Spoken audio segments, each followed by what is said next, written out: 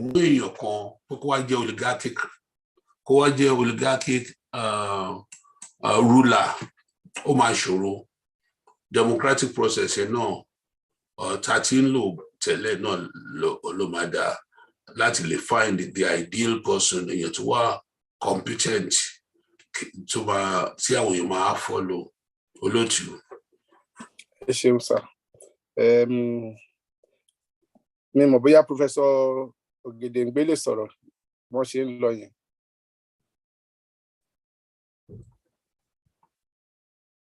Ṣé ẹ gbọ́ question wà lẹ́kọ̀ọ́ sir?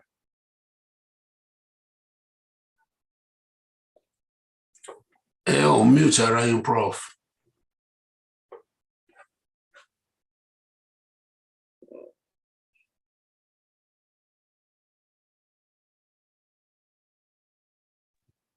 Okay. Hello. Hello, à ń gbọ́ yín sìn sir. Ẹ gbọ́ mi, ẹ ṣeun. Ẹ ṣeun nípa tí olórí oríṣiríṣi olórí ló wà. Àwọn ní ìlú human society wọ́n máa ń yan olórí. Àwọn olórí kan dẹ̀ wá based on institution wípé institution ló yàn gẹ́gẹ́ bí àwọn ọba àtàwọn ìdílé ìjòyè. Àwọn kan dẹ̀ wà lórí nípa wọn àti nípa kíkanjú àti ìhùwàsí wọn láàrin àwùjọ. Wọ́n lè fi wọ́n ṣojú. Àwọn míì dẹ̀ wà tó jẹ́ pé olórí lè wà tí wọ́n yàn ṣùgbọ́n tí ò ní ẹ̀bùn àti kó èèyàn jọ. Tó jẹ́ pé ẹlòmíì tó bá ní ẹ̀bùn yẹn á máa ṣe lábẹ́ òǹtọ̀ yẹn ṣùgbọ́n tó bá ń wá nǹkan àwọn èèyàn mọ ẹni tó máa tọ̀ lọ.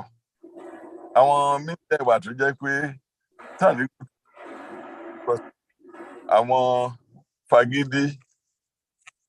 fagídí jolórí irú àwọn tó máa ń ṣe kúdìtà yẹn ṣebí irú àgbákò yẹn ní Nàìjíríà ní tí a fi wà ní erékùṣù tá a wà lẹ́mí.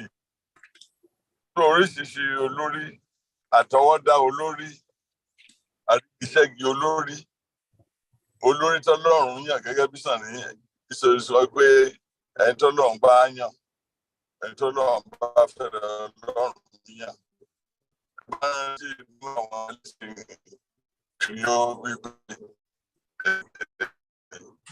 ìjọba nílẹ̀ Ísírẹ́lì pẹ̀lú ọba Pọ́ọ̀lù Adéfì àti nípa ti àwọn olùkọ́lé tó jẹ́ wípé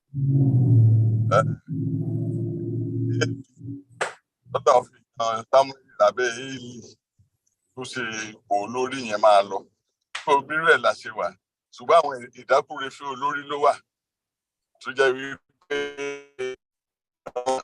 wọ́n tanra wọn jẹ. Wọ́n dẹ̀ mọ àwọn èèyàn tó wọ́n máa wọ́n lè mọ̀ pé wípé orí kan ṣe kan wípé kán gbà wọ́n bẹ́ẹ̀. So gẹ́gẹ́ bí èmi ṣe rí nìyẹn o pé olórí tó go through the due process olórí tó ní ẹ̀bùn olórí tó jẹ́ pé látọ̀run ló ti mórí ló ti jẹ ẹ̀bùn olórí tó bá dẹ̀ ṣe á máa ṣe nílé ayé. Àwọn kan dẹ̀ wà tó jẹ́ wípé gẹ́gẹ́ bí wọ́n ní àwọn tẹ́bi ń pa àwọn tó yó wọn pánú kiri àwọn tẹ́bi ń pa àwọn yẹn ń ran irú olórí bẹ́ẹ̀ tí ò ní leadership tá máa fake irú ẹ̀ náà inú ìyàgbára wa yìí àdẹ̀sírí díẹ̀díẹ̀ nù irú àwọn àkàwé yẹn. So ẹ̀kan tí mo ní sọ sí ìbéèrè ẹ ṣeun. Ẹ ṣé sà. Inú mi dùn pẹ̀lú àwọn answer tí ẹ fún àwọn ìbéèrè yẹn. So àwọn audience wa ń sìn ni wọ́n máa béèrè ìbéèrè lọ́wọ́ àwọn panelists wa.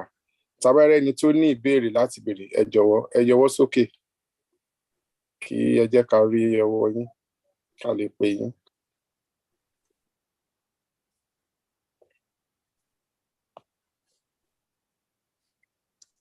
Tàbárẹ́ ẹni tó ní ìbéèrè láti béèrè lọ́wọ́ àwọn panelists wa ẹ jẹ́ á rọ́wọ́ yín.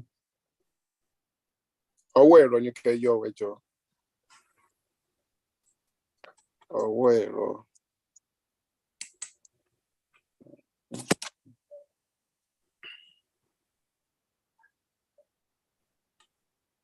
Okay. Mi ò tí ì rẹni tó yọwọ́, ṣùgbọ́n ìbéèrè kejì tí mi máa fẹ́ béèrè ni pé why are those who pretended to be agitators who declared their support for politicians thinking they can pressurize others to quit Yoruba Nation agitation? Is it possible for others to be pressurized to quit the struggle for Yoruba Nation? Dr. Ifule. Ẹjọ́ bóyá network mi ni ìdajì nǹkan tẹ́ sọ ni mo gbọ́, ẹjọ́ ẹ repeat ẹ. Mọ̀ pé àwọn kan wọ́n fi Yoruba Nation agitation sílẹ̀, wọ́n lọ darapọ̀ mọ́ àwọn olóṣèlú. Nísìnyí wọ́n ń jà bùtàbùtà wípé kí ọ̀rọ̀ self-determination yìí pé kán mú wá sópin, pé kán má ṣe mọ́, pé kán sì ní sùúrù kan wo nǹkan tí ìjọba máa ṣe. Àwa dẹ̀ lérò wípé ìjọba máa ṣe tiẹ̀ ni. Gẹ́gẹ́ bí tẹ́ bá wo ìròyìn tí wọ́n kà lẹ́ẹ̀kan, wọ́n ní 1891 ni any southerner ló ti jẹ controller customs last. That's about 132 years. Àwọn kan gbàgbọ́ wípé àwọn nìkan làwọn gbọ́dọ̀ máa wà láwọn position kan. So gbogbo nǹkan tó dẹ̀ ṣe yẹn wọ́n fi bàlú jẹ́. Nísìnyí àwọn kan wá sọ fún wa pé ṣe ni ká gbé ọ̀rọ̀ ìjàgbara sẹ́gbẹ̀ẹ́ o, ẹ má jẹ́ ká sọ mọ́ o, ẹ jẹ́ kí ìjọba máa ṣèjọba lọ. Ǹjẹ́ ó ṣeé ṣe kí àwọn irú àwọn èèyàn bẹ́ẹ̀ yẹn kí wọ́n kàn nípa fún àwọn tó ń jàjàǹgbara pé kán kó gbà wọlé? Ṣé ó ṣeé ṣe bẹ́ẹ̀? Kò ṣeé ṣe o, tó bá dẹ̀ sọ mi rò pé ẹni tí ìjàǹgbara wà nínú ẹ̀ ó máa dá wọn lóhùn. Mi ní pé kéèyàn má join ní oníṣèlú, as long as tí focus of self-determination bá wà lọ́kàn ẹ̀ as a main purpose, ọ̀nà kò wọjà. Lọ́wọ́ tá a wà yìí sí, ó lè jẹ́ true oníṣèlú, àwọn òṣèlú la máa fi gba self-determination by constitutional amendment. Ó lè jẹ́ through other means, non-violent means la máa fi gbà. Àmọ́ the focus on self-determination must not waver. Kò gbọdọ̀ waver under any circumstances. And naturally, bá ti máa ń sọ, gbogbo àlèsùn ká kọrí síbi kan. Bẹ́ẹ̀ dẹ̀ ni gbogbo akọ́ la máa wà in the same camp all the time. So some will leave the camp of self-determination, some will come into the camp, but we must all focus as much as we can on that ideal, that final goal. Ẹ ṣeun. Ẹ ṣeun. Mrs. Popola. Ẹ ṣé gan ni. Ṣe rí ó máa ń jẹ́ kàyéfì fún mi nígbà míì. Gẹ́gẹ́ bí àwọn èèyàn ṣe rí ilé ayé. Àwọn ẹlòmíì wà tó jẹ́ pé wọ́n á rí ilé ayé gẹ́gẹ́ bí ibi tójú wọn dé. Àwọn ẹlòmíì wọ́n á rí ilé ayé in their own imagination, pé ibo ló máa gbé wọn dé. Àwọn ẹlòmíì wọ́n á wo statistics, evidence láti fi wọlé ayé ibi tó ti ń bọ̀, ibi tó ń lọ, nǹkan kan ìgbà òkú bàbá ṣàṣà. Oríṣiríṣi ọ̀nà lèèyàn máa fi ń wo nǹkan. Ṣé rí àwọn tó sọ pé tòṣèlú nìkan ni right now, èmi rò pé wọ́n rí gẹ́gẹ́ bí ojú wọn ibi tó dé. And ibi tójú wọn dé right now ni maybe next 4 years, maybe 8 years. Wọn ò bójú wẹ̀yìn kán wo ibi tá ti ń bọ̀, kán wo nǹkan tó ti ṣẹlẹ̀ mú wa dé ibi tá dé yìí. Wọn ò ní òye láti wò pé okay o, lẹ́yìn ọdún 4 àbí lẹ́yìn ọdún 8 Ọlọ́run bá gbé wa débẹ̀, kí ló dẹ̀ máa ṣẹlẹ̀ sí ìran mi? So nǹkan tẹ́mi á sọ fún wọn ni pé tó bá jẹ́ pé ti politics náà fẹ́ ṣe, for Nigeria. Ó wà okay tó bá pé choice wọn ni, because oníkálukú ní choices to make. It's okay, kò sí nǹkan kan tó bad nínú ẹ̀. Ṣùgbọ́n pé wọ́n fẹ́ wá lọ àwọn èèyàn tó kù lọ́wọ́ pé dandan tiwa lẹ̀ láti ṣe, ìyẹn ni ò dáa, ìyẹn ni ò dáa, àbùkù ló dẹ̀ máa fà.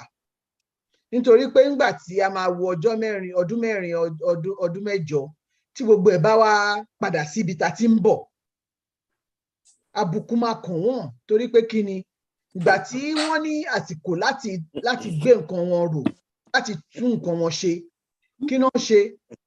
Wọ́n gbórí wọn sílẹ̀, wọ́n ní no, kò rí bẹ́ẹ̀, eléyìí ló máa ṣe fún wa, eléyìí ló máa ṣe fún wa. Ó jọ pé wọn ò ní foresight, wọn ò dẹ̀ ní strategy, wọn ò dẹ̀ plan ahead, wọn ò dẹ̀ hope for the best for Yoruba land. For Yoruba land. Because tá bá wò látẹ̀yìn wá, à ń sọ̀rọ̀ customs láti 1891. Ẹ̀yà mélòó ló tiẹ̀ wá Nàìjíríà gan náà? Tó yẹ pé ká bá tiẹ̀ rákò tá à ń rá nílẹ̀ every 4 years. Ó yẹ kó ti kàn wá many times over. And so many other nationalities within Nigeria. Ó yẹ kó ti kàn wọ́n, ó yẹ kí ipò yẹn ti kàn wọ́n many times over that 132 years. But kò kàn wọ́n. So ìbéèrè mi ni fún wọn wípé ṣé ibi tí wọ́n wà ní a month ago, a year ago, 4 years ago, 8 years ago, 60 years ago tó ti ń bàbọ̀, ṣé ibẹ̀ ó dùn mọ́ wọn ni? Ṣé ibẹ̀ rọ̀ wọ́n lọ́rùn ni? Tó ṣe jẹ́ pé ibẹ̀ ni wọ́n fẹ́ dúró sí, tó fẹ́ sọ pé àti débi tá à ń dé, ibẹ̀ àdàdẹ̀ fẹ́ dúró síbẹ̀. Nígbà tí gbogbo ayé tó ń lọ síwájú, tí lọ síwájú ń bá gbogbo ìlú ní àgbálá ayé, tó wá jẹ́ pé ìran tiwa la wá fẹ́ sọ pé inú ìṣẹ́ yẹn la fẹ́ wà. Ìyẹn kù díẹ̀ káàtó fèmí o, gẹ́gẹ́ bí èmi o. Ṣùgbọ́n tó bá jẹ́ pé àwọn ń rí jẹ níbẹ̀, wọ́n dẹ̀ ní ìfọ̀kànbalẹ̀ ń bẹ̀, ìtorí ẹ̀ wọ́n rò pé ó dáa, kọ́ máa bá lọ o. Ṣùgbọ́n èmi o, ní tèmi o, èmi ò rò pé nǹkan tó dáa ni. Àṣé bó ṣe yẹ kán ṣe bá ṣe ń lọ yìí lóòótọ́, because gbogbo kíní máa take time. So the process, the political process tó wà nílẹ̀ yìí, yes, you can carry on doing that. But the goal tá fẹ́ achieve, we must not forget that. That is the goal. Dr. Oyefule sọ̀rọ̀ nípa constitutional change. It could be done politically, through negotiations and things like that. It could be done through legislation. Our legislators were, through them, they can do it to avoid anything. So just nobody is planned for and nobody wished for. Because more of our people ló máa kú nìyẹn. Fẹ́ káwọn èèyàn wa kú, wọ́n ti kú tó jẹ́ pé lójoojúmọ́ àwọn èèyàn kú, àwọn ọmọ ò róúnjẹ jẹ, àwọn òbí ò róúnjẹ jẹ, wọ́n dẹ̀ ń kú bí eṣinṣin. Àwọn èèyàn kan dẹ̀ sọ pé ó dà bẹ́ẹ̀, inú iṣẹ́ yẹn náà ní ká wà. Ìran wa ò ń ṣe ìran òtòṣì o. A gbọ́dọ̀ gbà.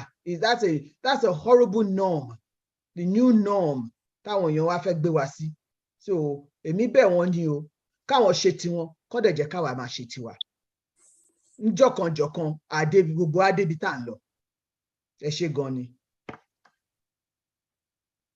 Thank you, ma. Mr. Rigemo, mi mọ̀ bóyá gbọ́ question wa yẹn, mo fẹ́ kẹ́ dá sí. Mute ara yín. Ẹ ṣé olóòtú. Mi ò gbọ́ question yẹn, mi ò sí nígbà tẹ́ bẹ̀rẹ̀ question yẹn, so ẹ jọ̀ọ́ ẹ bá mi repeat question yẹn. Ìbéèrè wa ni wípé àwọn kan wọ́n wò pé torí pé ìjọba dẹ̀ ti wà ń sìn, pé àwọn tí wọ́n ń jàjà fún tó ń sọ̀rọ̀ nípa ìjàngbara, pé kí wọ́n kó gbá wọlé, pé kí wọ́n má ṣe ìjàngbara wọn. Pé ṣé ó ṣeé ṣe kí a fipá lé àwọn tí wọ́n sọ̀rọ̀ nípa ìjàngbara, ká fipá lé wọn wọlé? Ṣé ó ṣeé ṣe? Nǹkan tí à ń sọ nìyẹn. Ẹ ṣé olóòtú. Èmi ò feel pé ó ṣeé ṣe o, mi ò dẹ̀ feel pé nǹkan sọ yẹn ni resolution problems tó tó fèsì ìlú yẹn because bí bí ṣe sọ number one, the first problem tá à ń face ni pé Nàìjíríà ò ń ṣe ẹ̀yà kan, oríṣiríṣi ẹ̀yà ni, and with different values, different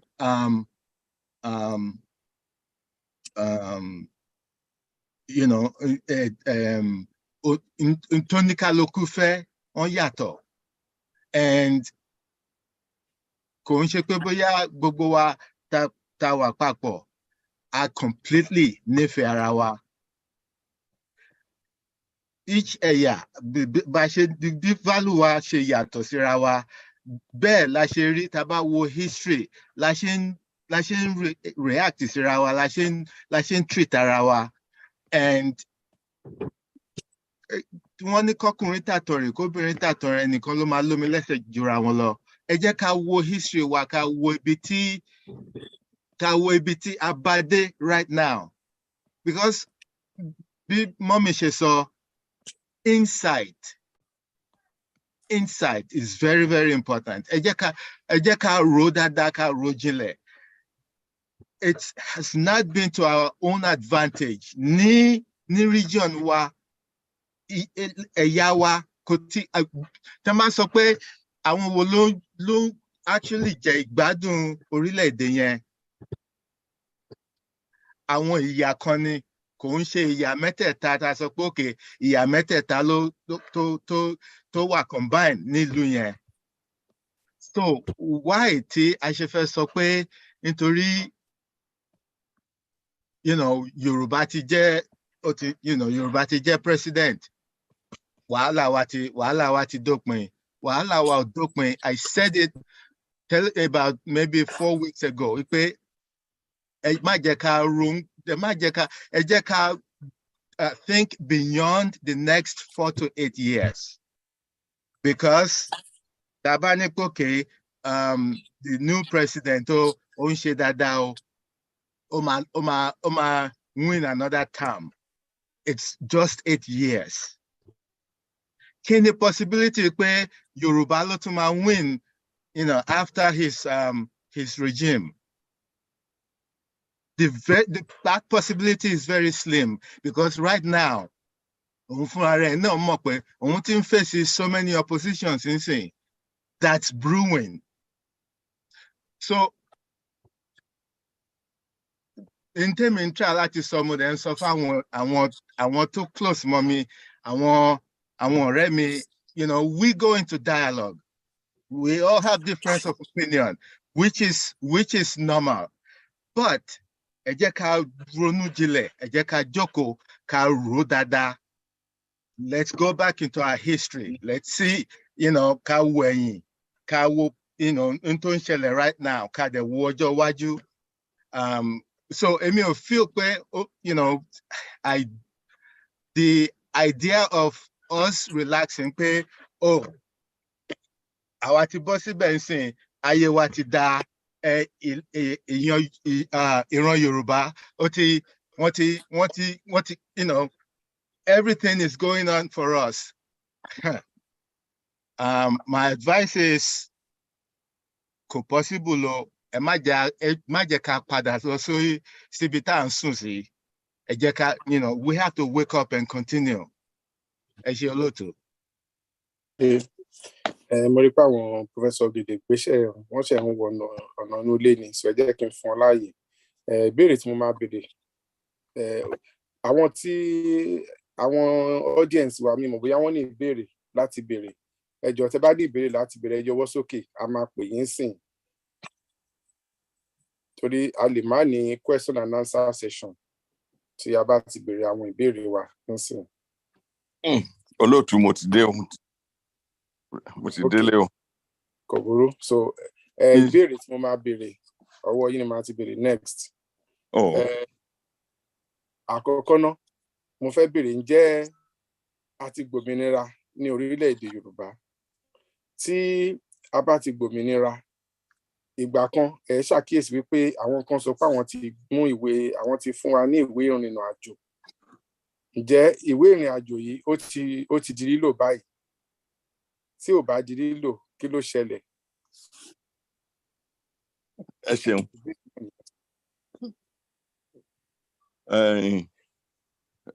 Èmi rò pé àrùn ojú lèyí torí nǹkan tí gbogbo nǹkan tó ń lọ nípa ìjàngbara oríṣiríṣi ọgbọ́n la kọ́ ń bẹ̀ torí àwọn díẹ̀díẹ̀ ó yà mí lẹ́nu wípé ìsọ̀rọ̀ sí àti ṣe sí díẹ̀ nínú àwọn èèyàn wa pé a lọ sílé ìwé àmọ́ tó ń jẹ́ ìjọba àti ọ̀nà tí ìjọba fi ń wáyé gbogbo yẹn ó yà mí lẹ́nu irú ìgbésẹ̀ tí díẹ̀ nínú àwọn oníjàngbara wa ń ṣe so wípé àti ìjàngbara débẹ̀ ni pé sáà pé a ní ó yẹ kí oníkálukú wa kàn máa sọ what is operational definition nǹkan tó mìíràn ìjàngbara ṣé tó bá ní ṣé a ti rí nǹkan tá à ń fẹ́ ṣé ipò tí Yorùbá wà lẹ́ni gẹ́gẹ́ bí ẹ̀yà gbogbo ṣé gbogbo nǹkan tó yẹ ká ní gẹ́gẹ́ bí ẹ̀yà láti jẹ́ èèyàn láti ṣe ìwà kéèyàn wà ṣé a rí ẹyẹ ń ké bí ẹyẹ eku ń ké bí eku nílẹ̀ Yorùbá ṣé a rí jẹ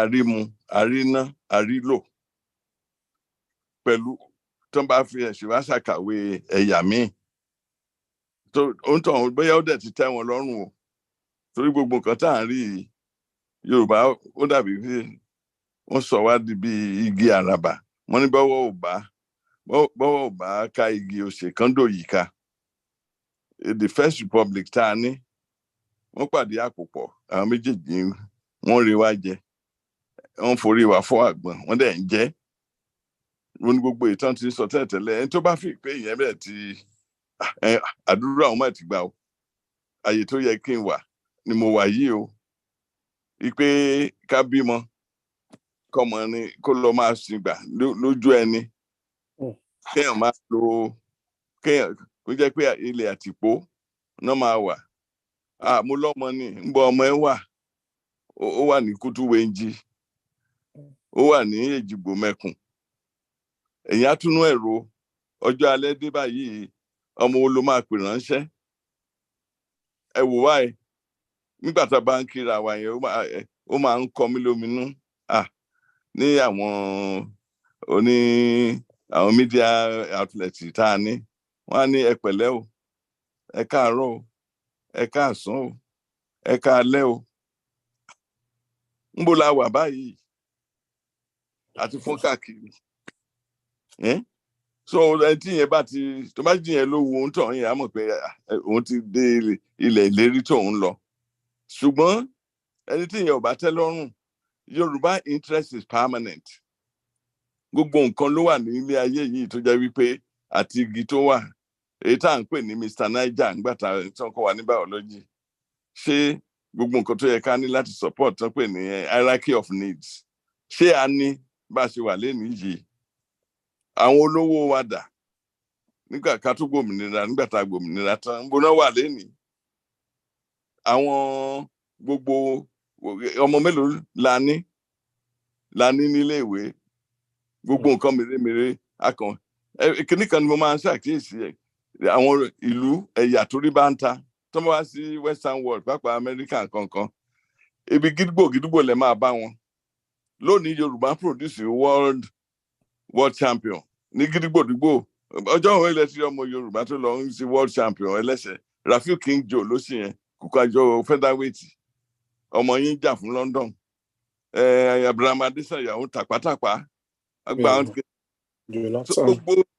gbogbo nǹkan bẹ́ẹ̀ is a sign that orí ń ta wá nílẹ̀ Yorùbá tí ẹ bá dẹ̀ tẹ́ lọ́rùn o kó jókòó sí wá sí mi o wọ́n ní ìbẹ̀rẹ̀ òṣì bí ọlọ́rọ̀ lórí ká ní a ní olórí wa báyìí ẹnìkan tó ń sọ èdè wa tó wà ń bẹ̀ wọ́n pe kinní kan ní medical ward tí èèyàn bá ní ọgbẹ́ tí egbò yẹn wọ́n á ní ó heal by first intention ó heal by first intention ẹ̀rọ ni o ata àpapọ̀jù ọyún gbogbo ẹ̀ ló ń bẹ láàrin àpá yìí kò jiná dénú kábàdé problem wa ti solve my first intention torí pé wọ́n fún wa ń token leadership hey òun dáhùn dàbí nǹkan tí Bernard Shaw wí pé àwọn kan tó wà ní agbami òkun tó ń wọ̀ tún tí wọn ò rí ilẹ̀ tó ń wò sí tí wọn ò rí ilẹ̀ wọ́n ní a kàn conclude ó ní àwọn elérò kúkúrú kò mà sí ilẹ̀ mọ́ ní gbogbo àgbáyé omi ní gbogbo àgbáyé tó bá rìn díẹ̀ a mọ̀ pé nǹkan ń bẹ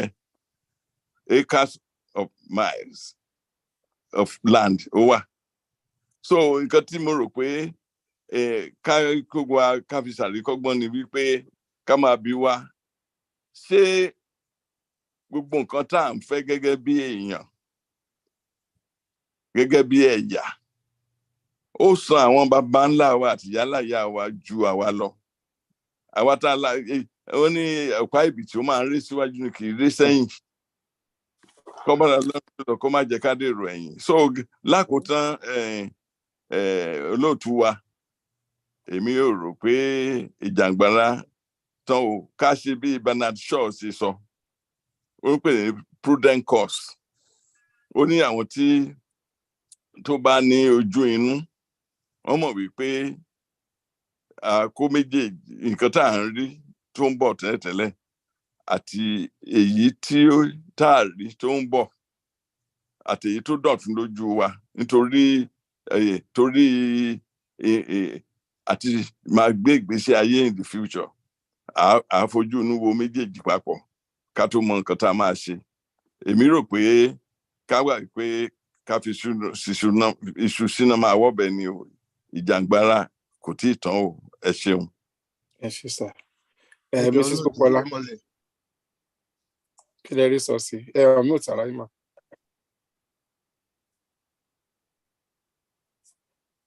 Sorry mo rò pé brother mi. Ebe ti gba passport yín nígbà yẹn. So okay.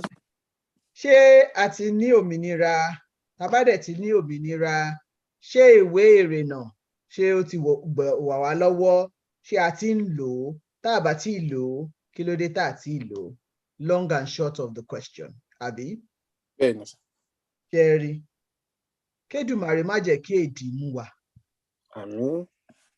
Nígbà tí èèyàn kan bá wò ṣùṣùṣùṣù tó rò pé kí lòun dẹ̀ tí wá lè ṣe fi kún gbogbo nǹkan tóun ti ṣe sílẹ̀ láti mú ẹ̀tàn bá àwọn ẹ̀yà wọn.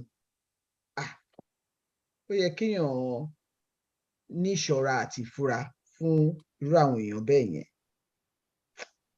Ó dàbí ìgbà tí èèyàn fẹ́ kọ́lé kàkà kí ó wú ilẹ̀ ó kọ sórí ìyanrìn ó lóun ti kọ́lé o ó ní ó yá ẹ wá bá mi sílé o gbogbo yín ẹ máa bọ̀ àtòun àtàwọn tó bá sílé kí ló máa gbẹ̀yìn ẹ̀ báwo ni jẹ́ kí lè wó mọ́ wa lórí.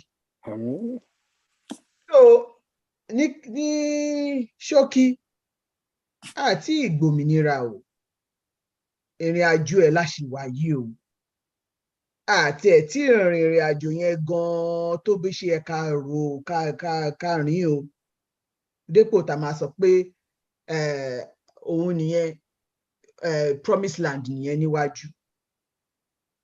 Ó gba àwọn ọmọ Israeli ní 40 years kan tó kúrò láti Egypt.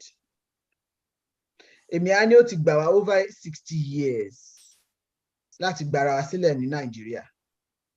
Bọ̀ ńgbà táwọn ọmọ Israeli ń ṣe tó fẹ́ lọ àwọn olórí wọn mọ nǹkan tí wọ́n ń lọ tó fẹ́ lọ ṣe wọ́n ní vision wọ́n ní mission wọ́n dẹ̀ mọ nǹkan tó wọ́n dẹ̀ ń kó àwọn èèyàn wọn jọ pé ibi tá à ń lọ nìyí we're going to the promised land kó ní kálukú wá àwọn tí wọ́n tó ń kùn mọ́nú pé no ẹ má ṣe o nígbà kọkìnrin wọ́n wà but nígbà tí olórí wà ń bẹ tó sọ tó gbá wọn jọ nígbà tí wọ́n ìrẹ̀wẹ̀sì bá ti fẹ́ bá wọn olórí á gbá wọn jọ gẹ́gẹ́ bí ìyá ṣe máa gbá chicken mother hen will gather her chicks pé don't be tired don't be show me lẹ́fẹ́ ṣe kíní kan agbárùkù tí wọ́n á jẹ́ kí wọ́n lè rin ìrìn àjò yẹn. So kí ló dé fà tó ṣe jẹ́ pé over 60 years a ṣì wà ń di a ṣì ń sọ̀rọ̀ nípa ẹ̀ ní kò tí ẹ ṣe pé àti ẹ̀ ti fi ọ̀nà yẹn àti tọ̀ ọ̀nà yẹn nítorí pé ńṣe là ń fì síwájú à ń fì sẹ́yìn à ń fì sẹ́gbẹ̀ẹ́ à ń fì sí àwọn èèyàn kan á ní yẹn kíní kan àwọn èèyàn kan á ní yẹn àwọn olórí kan á ní kan kò sí joint effort yet. I'm sure àwọn èèyàn kan ṣiṣẹ́ nílẹ̀ o lábẹ́lẹ̀ o nǹkan kan lóríṣiríṣi but kò tí ì ru sókè nítorí pé bí àsìkò ẹ̀ ò tí ì tó láti ru sókè ó láti ru sókè bá àwọn ọmọ orílẹ̀-èdè Yorùbá pé ibi tá à ń lọ rèé nǹkan tá a fẹ́ ṣe rèé so that àwọn náà wọ́n gbáradì wọ́n á jẹ́ part of that so kéèyàn kan wá sọ pé ìwé ìrìnnà láti rin ìrìnà àgbáyé because the passport is for you to enter territories that are not yours. Tó bá ti kúrò ní Nigeria, the passport allows you to move around. If you're given the visa or if there's a treaty that says, you know, you're free to move around for as long as it's not more than a certain length of time. But it's a passage to other nations. Yeah. You know, so until you have spoken to those nations, actually, you have gotten their agreement. Kí lẹ̀ ń ṣe passport fún láti lọ bá tani láti lọ kí tani ta ló fẹ́ recognize ẹ láti fún ẹ sí visa lórí ẹ̀ because having a passport a domestic passport even ṣá need ẹ Nàìjíríà ni pé mo fẹ́ lọ sí Kano mo need the Nigerian passport let's be logical káwọn èèyàn wa kí wọ́n ní sùúrù kí wọ́n gbé yẹ̀ wò Ọlọ́run ti fún wa lọ́pọlọ láti gbé nǹkan yẹ̀ wò pé ṣé lè jọ ṣá nǹkan tó ń sọ fún mi ṣé ó jọ ṣá because the passport is an international passport for you to be able to enter other countries other than your own. And for you to be able to do that, you must have some agreement with those countries. Have we even started to have conversations with them to even be recognized as such? Kí là ń tan àwọn èèyàn wa fún ẹ̀yin ẹlẹ́tàn ẹ jáwọ́ nú ẹ jẹ́ ká jókòó ká jọ ro kíní yìí dáadáa ká gbé ní ìgbésẹ̀ bó ṣe yẹ kó rí kó ba lè rí bó ṣe yẹ kó rí káyé tan àwọn ọmọ wa so that wọ́n á fi wọ́n sí parun because we're putting them in danger by coming up with some stupidness that is unheard of. It's laughable. Pẹ̀lú gbogbo ọpọlọ tó lọ ń fún wa ibi tá bára wa dé rí kọ́ lọ ṣàánú fún wa ẹ ṣé gan ni. Ẹ ṣé sorry mo rí ìbéèrè kan ní orí chat box tí àwọn èèyàn wa kan Mr. Kíkanjú tí wọ́n ń béèrè wọ́n ní my own question is how are we going to stay consistent to weed out all betrayers because we seem to condone them all a lot. Wọ́n ní àwọn agbẹ̀ǹbẹ̀bọjẹ́ pé wọ́n pọ̀ nínú ìjàǹgbara pé ọ̀nà owó gan-an la lè gbà yọ wọ́n sẹ́gbẹ̀ẹ́ torí wípé ó dàbí pé a ti ń fún wọn ní ààyè púpọ̀ jù. Màá bẹ̀rẹ̀ láti ọ̀dọ̀ Mr. Onígẹmọ.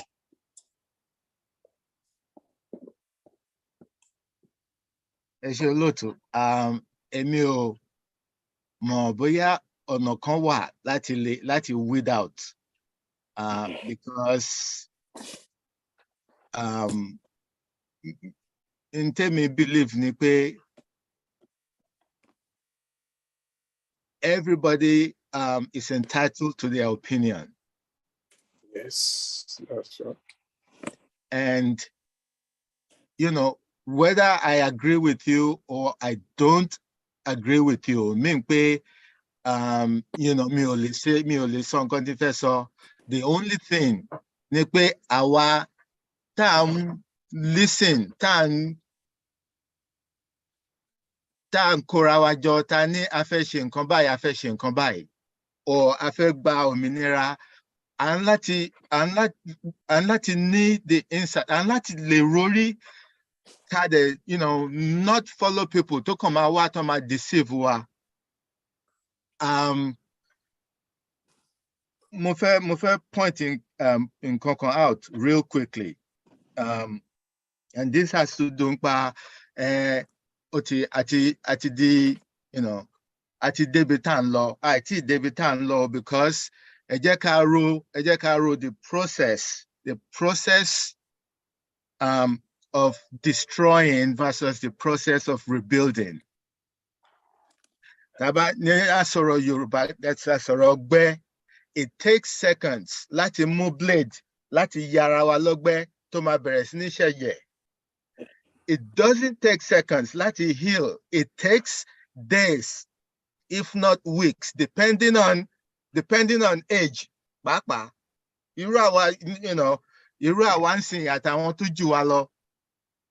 Ọgbẹ́ yẹn, ó máa take more than, you know, weeks ńgbà míì. So, the whole situation, you know, bí mọ́mí ṣe sọ, it's over 60 years. Ta ló máa feel pé in 4 to 8 years, everything ti wà okay. Nǹkan kan wà okay o. Ẹ jẹ́ ká lajú wa. Ẹ jẹ́ ká, you know, wake up.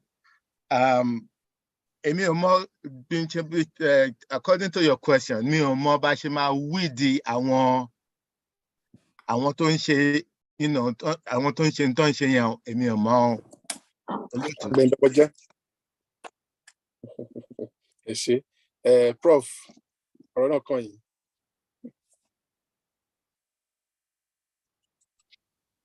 Ẹ ṣé olóòtú. Èmi rò pé gẹ́gẹ́ bí àwọn tó sọ̀sà àfẹsẹ̀gbèjò ara ẹ̀ ló ń tàn jẹ. Ká má tàn ra wa jẹ.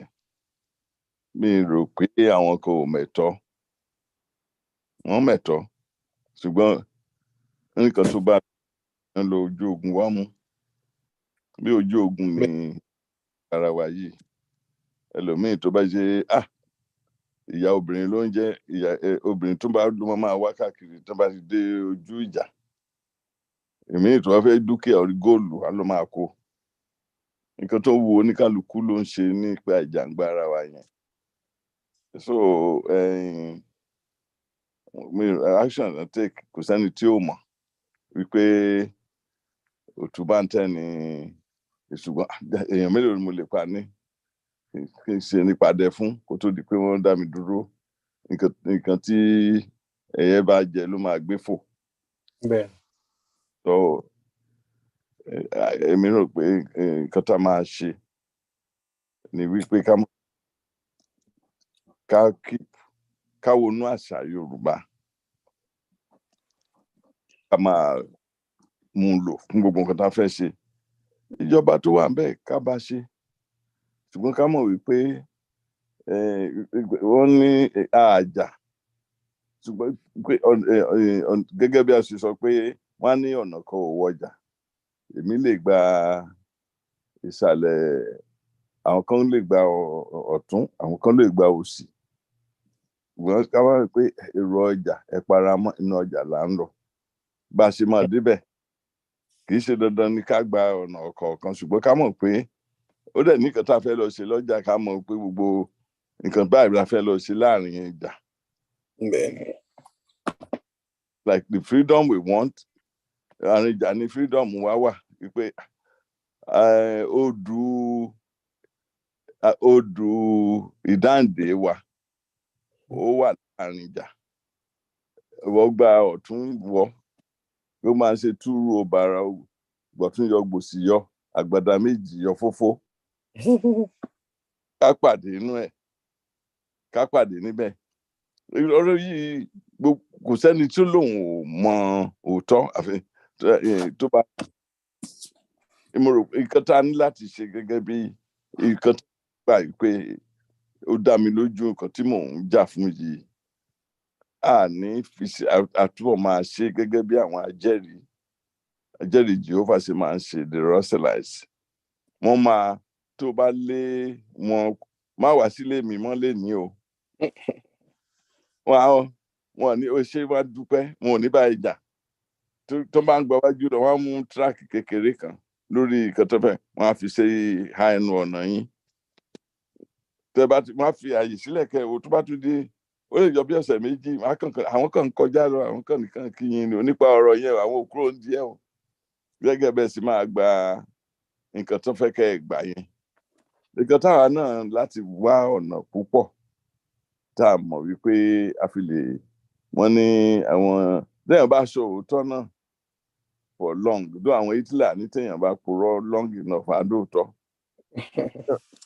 téèyàn bá sọ òótọ́ náà òótọ́ yẹn àtúbọ̀ ti lágbára sí ni ètò ń sọ fún tó lóun fẹ́ gbọ́n bẹ́ẹ̀ náà ni ẹ máa wí àdàm so ó kàn jẹ́ pé approach tí a ní láti ṣe ni wípé ká máa gbójú kúrò nìkan tí a mọ̀ pé ibi ìgbàlá wa wà nìyẹn bí ìjọba tó bẹ̀ wọ̀ ẹ̀ ń bẹ̀ yìí tó bá ṣe nǹkan tó bẹ̀ káyìn tí ó bá dẹ̀ ti sọ èyí tó ṣe ká sí ní gbẹ́rẹ́ ẹgbẹ́ òkè ní yìí ò ṣe ẹ̀ bá wo irrespective of who is here ṣùgbọ́n don't lose the eye focus on the price wa ni ìdáǹdè wa ó kè jẹ́ nǹkan tí mo rí sọ nìyẹn ẹ dákun. ẹ ṣe Mrs. Popola ẹni tó béèrè ìbéèrè yẹn wọ́n ní àwọn fẹ́ fi kún ìbéèrè yẹn wípé ó dàbí wípé àwọn tí wọ́n ń gbéra wọn síwájú gẹ́gẹ́ bí àwọn tí wọ́n ń ṣàṣojú wa ó dàbí pé àwọn tí wọn ò ní òye tó people that are not as intelligent or not so educated to the extent that can actually pursue the type of agitation that we are talking about. So, kí ni opinion yín? Ẹ ṣé gan ni. Ṣe rí nǹkan tí question tí àwọn dádì béèrè yẹn is a strong question. And question yẹn kò ń ṣe fún jàǹgbára nìkan. Question yẹn gan ó wà fún Nàìjíríà gan fúnra ẹ̀. Because gbogbo àwọn tí majority of people that are intellectuals, technocrats, and all of those things, wọ́n ti fi space yẹn sílẹ̀ fún àwọn jàǹdùkú.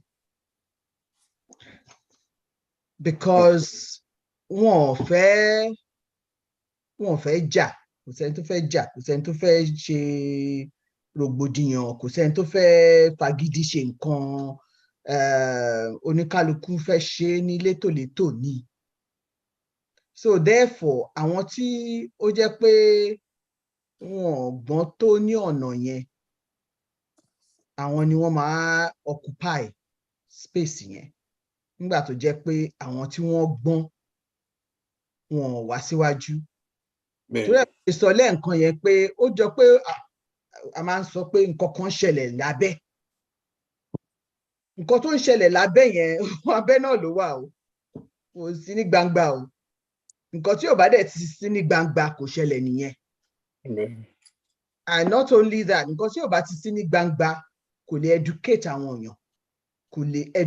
àwọn èèyàn rárá because people want to know, people are asking the right questions and tó bá rí answer that vacancy tó wà ńbẹ̀ yẹn will be filled with liars.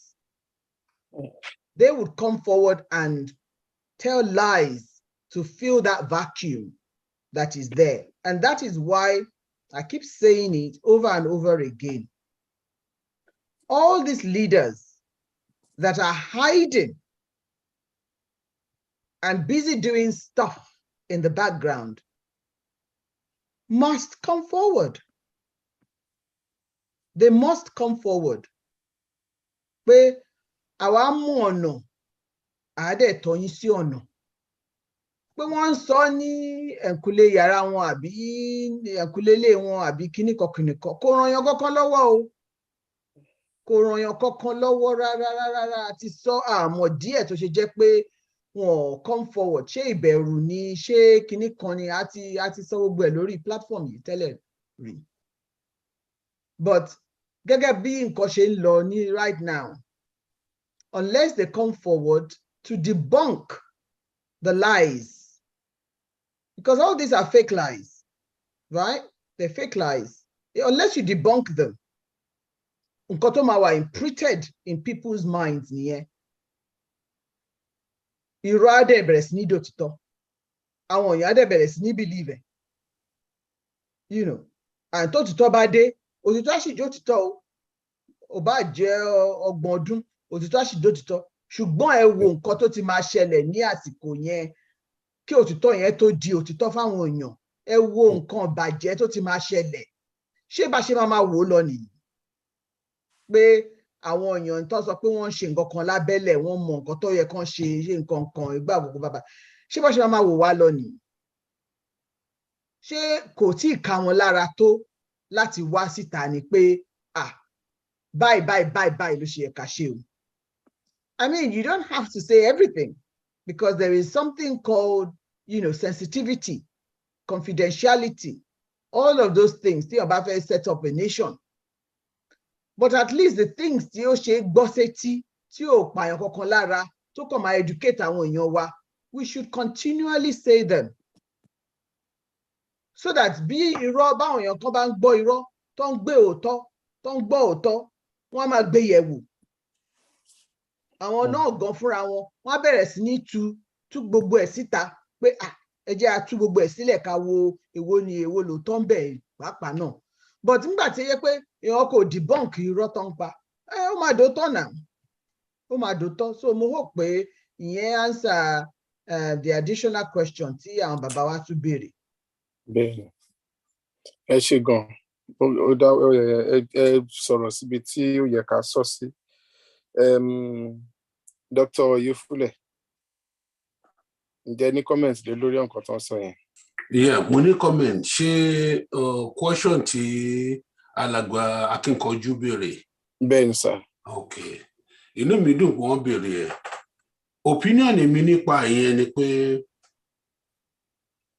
nation building is a continuous process. Yeah. Ó dà ń pé láàárín àwa Yorùbá tó yẹ pé àkọ́kọ́ gba Western education, tá dẹ̀ ní more PhDs, more MDs, more JDs, JD ní barrister lọ́dọ̀ wa ń bí báyìí, JDs, more DDD, LMNOP, tá ní tó pọ̀.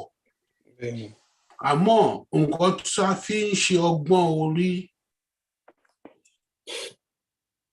Bàbá Òṣùgbó ní Òkè Àgbò níjẹ̀bú-Igbó, ó ti sọ fún mi ní pé ọmọ mi gbọ́ Ìjẹ̀bú púpọ̀, ẹ má bínú o, bẹ́ẹ̀ má pé ọmọ mi o, òun ò lè fi ìdí ìgò kọ odò o, bẹ̀ẹ̀ tó òun mọ nǹkan tí odò jẹ́, òun kò dẹ̀ mọ nǹkan tí odò jẹ́. Odò yàtọ̀ sí odò.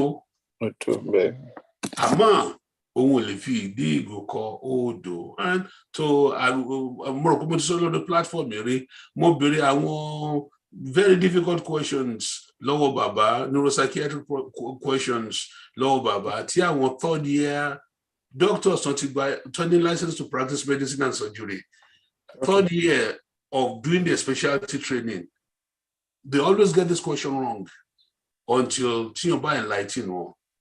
Mo béèrè question lọ́wọ́ bàbá dẹ̀ fún mi ní answer ní Yorùbá. Bàbá ò dẹ̀ lè fi ìdí ìgò kọ odò.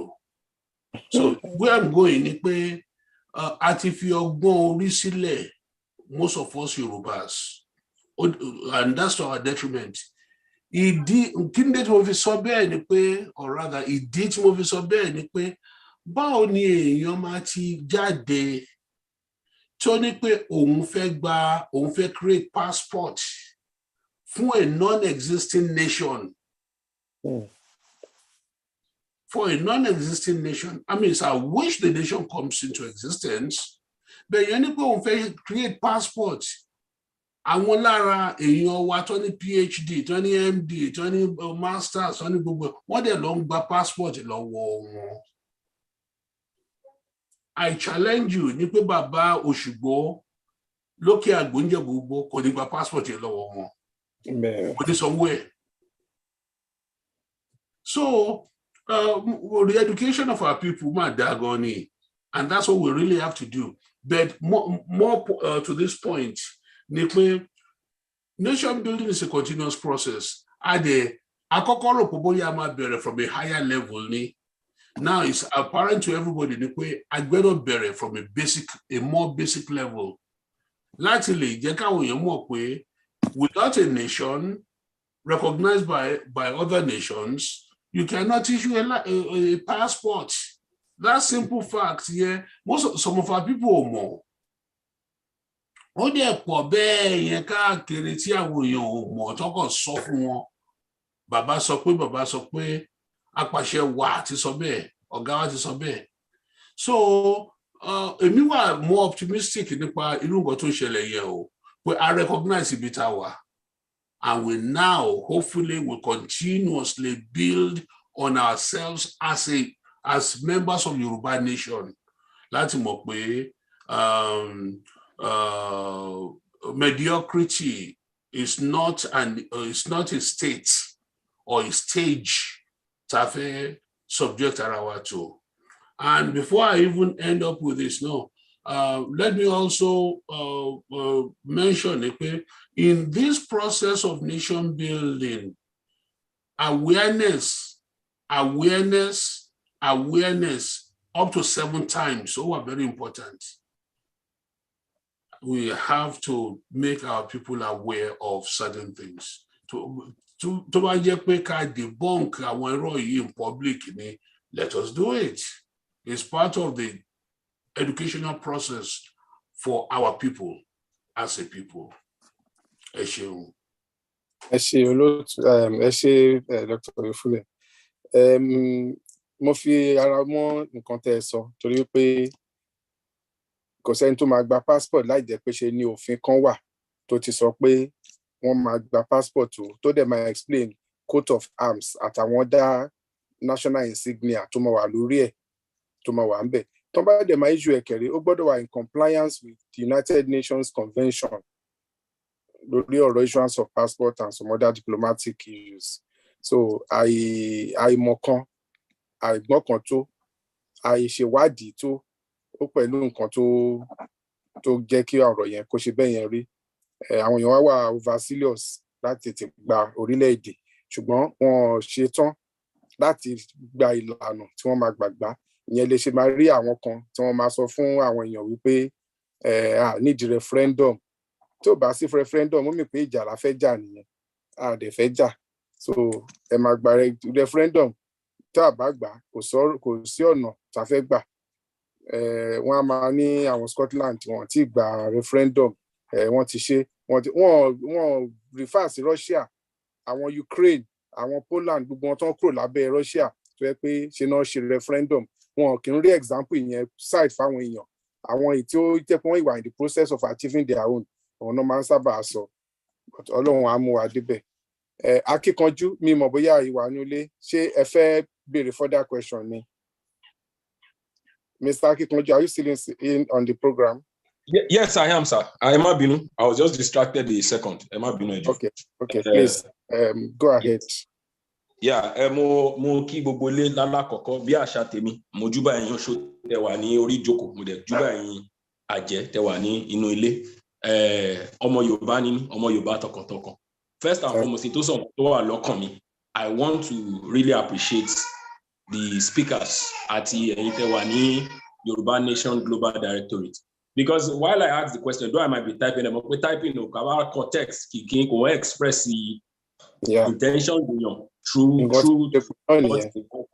yeah. So but I want down to our speakers to be candid, they punched some of the things that I was thinking or probably would have loved to say.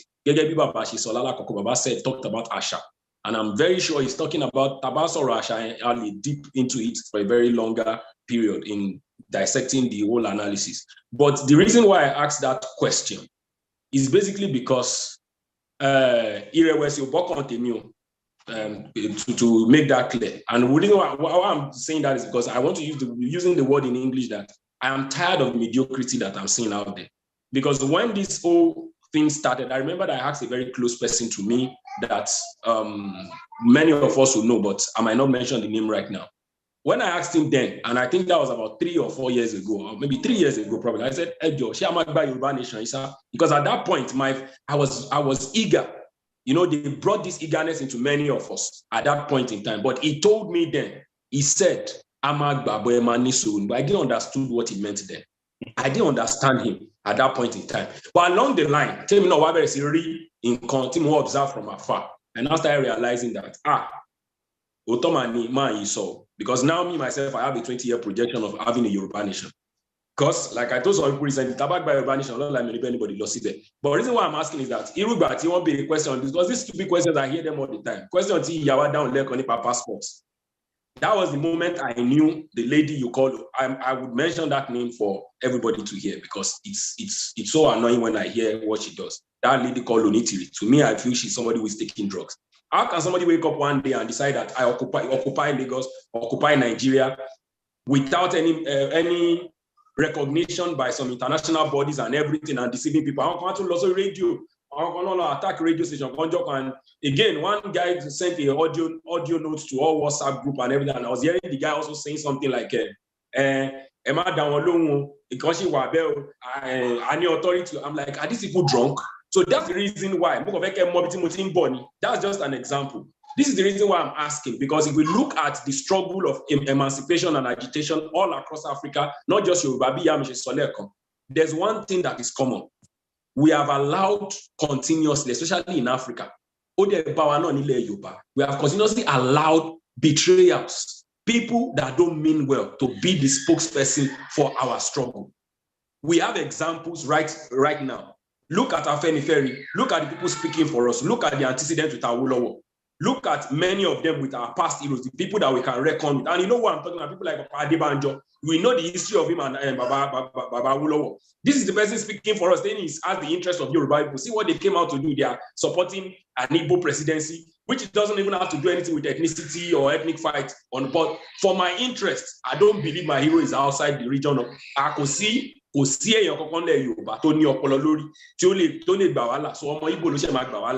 it's surprising to me that that's why I'm asking, when are we going to be very aggressive in actually just making these people shut up and don't allow them to be our spokesperson? Today, the president of Cameroon, if I'm not wrong, I think it's Cameroon, Togo presently, president of Togo presently, is the son of the person that assassinated the very Yoruba man that was there, Sibanos Olympio, the Ewe guy, and to assassinate any president. The same thing is occurring every time in our land. So that's why I asked that question, Kelly Mobiti Motimbo. So I really appreciate it nail on some of the things that I'm asking about. But just to further to let you guys know my mind, I'm not being about disrespect to guys.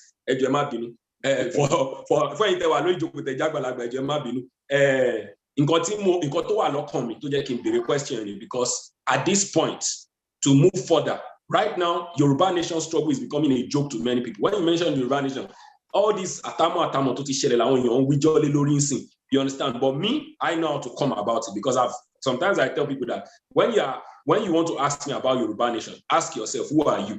You are a representation of Yoruba nation yourself. Your children, who are you? Your family, everybody is Yoruba nation. Yoruba nation is not about seeking a sovereignty first. Until you recognize that you are Yoruba nation, then we can have Yoruba nation as a collective. So, thank you, Mr. Agikonju. From what you have said, just let me emphasize the fact that we recognize the fact that Nigeria is still a sovereign nation and is still respected in the Committee of Nations. And as learned men, people who read law and who know what law is, we respect that position. And we are not going to do anything that will jeopardize that. Though we want to say that the Constitution, several conventions and either regional or national or international recognize the fact that we have our right to self-determination and we have the right to pursue that.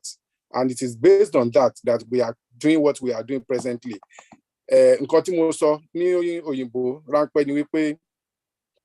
ilẹ̀ Nàìjíríà ó sì jẹ́ ilẹ̀ tí àwọn orílẹ̀ àgbáyé tí wọ́n fún ní respect wípé ó yìí dá wà, ó ní ìjọba tiẹ̀, ó lè dá dúró, ó lè ṣe gbogbo nǹkan tó bá fẹ́ ṣe.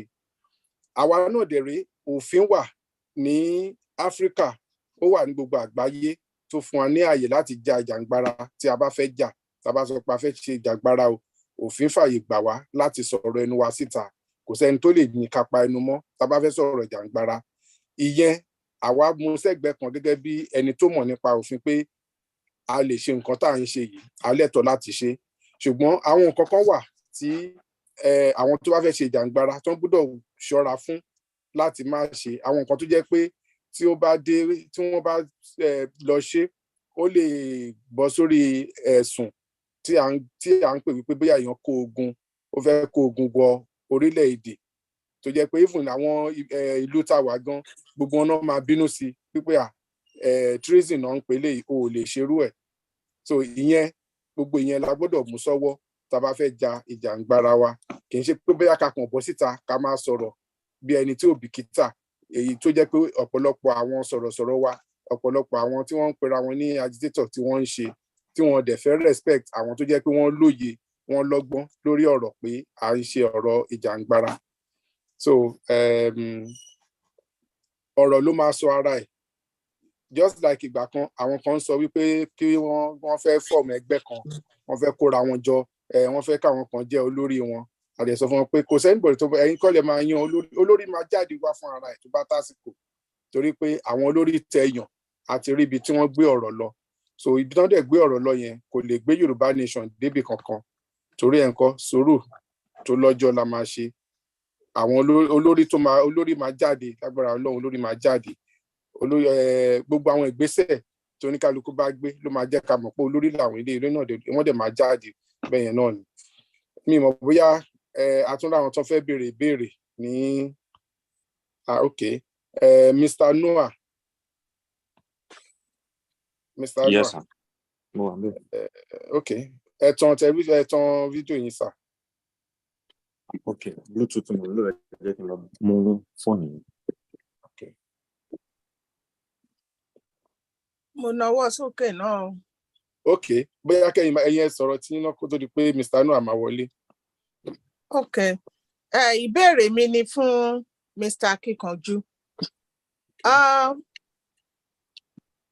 Ó ti pẹ́ tí àwọn èèyàn máa ń sọ pé Onítìrí do this, Onítìrí done that. Mi ò believe nǹkan tó Onítìrí ń ṣe láti day one, torí mi ò understand ẹ̀. Nǹkan tí mi ìbá dẹ̀ understand, mi ò believe ẹ̀. Mi ò believe pé téèyàn kan bó ṣe lè dàgbà tó, tí bá ti rí pé ọ̀nà tó ń gbà pé ọ̀nà irọ́ ni, màá disrespect onítọ̀hún quietly. Màá mọ̀ pé onírọ́ ni bàbá ẹ̀ àbí onírọ́ ni ìyá ẹ̀. Mi ò believe nǹkan tó Onítìrí ń ṣe, mi ò support ẹ̀, mi ò against ẹ̀. Good luck fún àwọn tó bá ń tẹ̀lé. But point tèmi ni pé why tí àwọn èèyàn fi máa sọ̀rọ̀ nípa Onítìrí tó hàn fi ní sọ̀rọ̀ nípa bàbá? Because I could remember when Baba said, a máa gbà ní mọ̀ǹtì. Hypocrisy ni àwọn èèyàn. Because tí àwọn èèyàn bá ń ṣe hypocrisy, a máa gbọ́dọ̀, tá bá ti ń dárúkọ Onítìrí, a gbọ́dọ̀ máa dárúkọ àwọn tó sọ pé a máa gbà, tí kò dẹ̀ possible.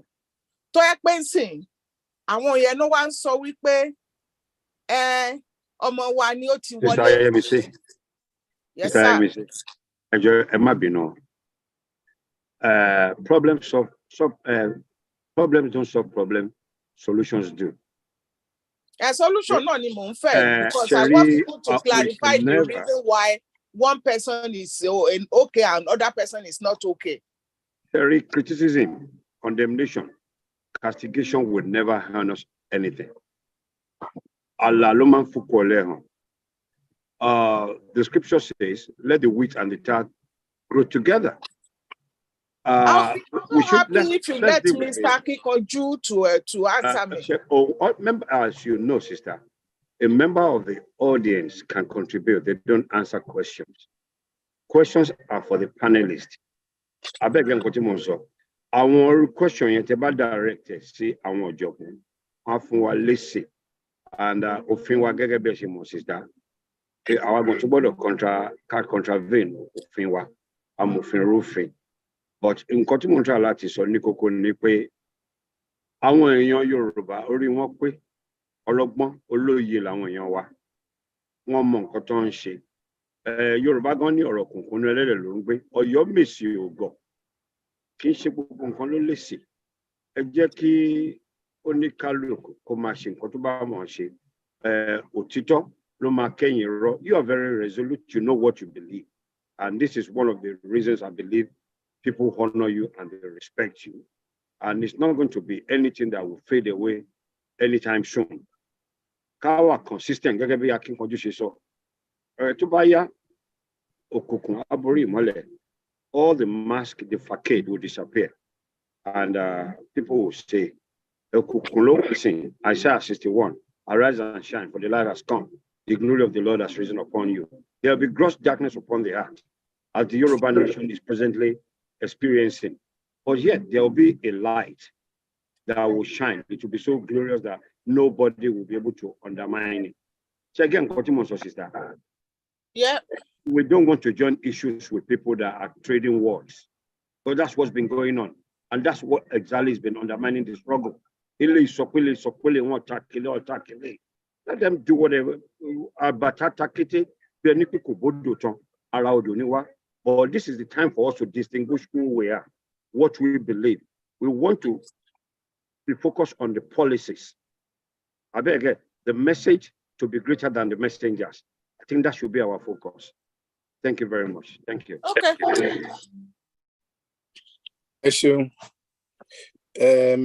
Mr. Noah, yes, ready? Ready. Okay. Mo fi gbogbo lé. Mo kí gbogbo lé lẹ́ẹ̀kan sí.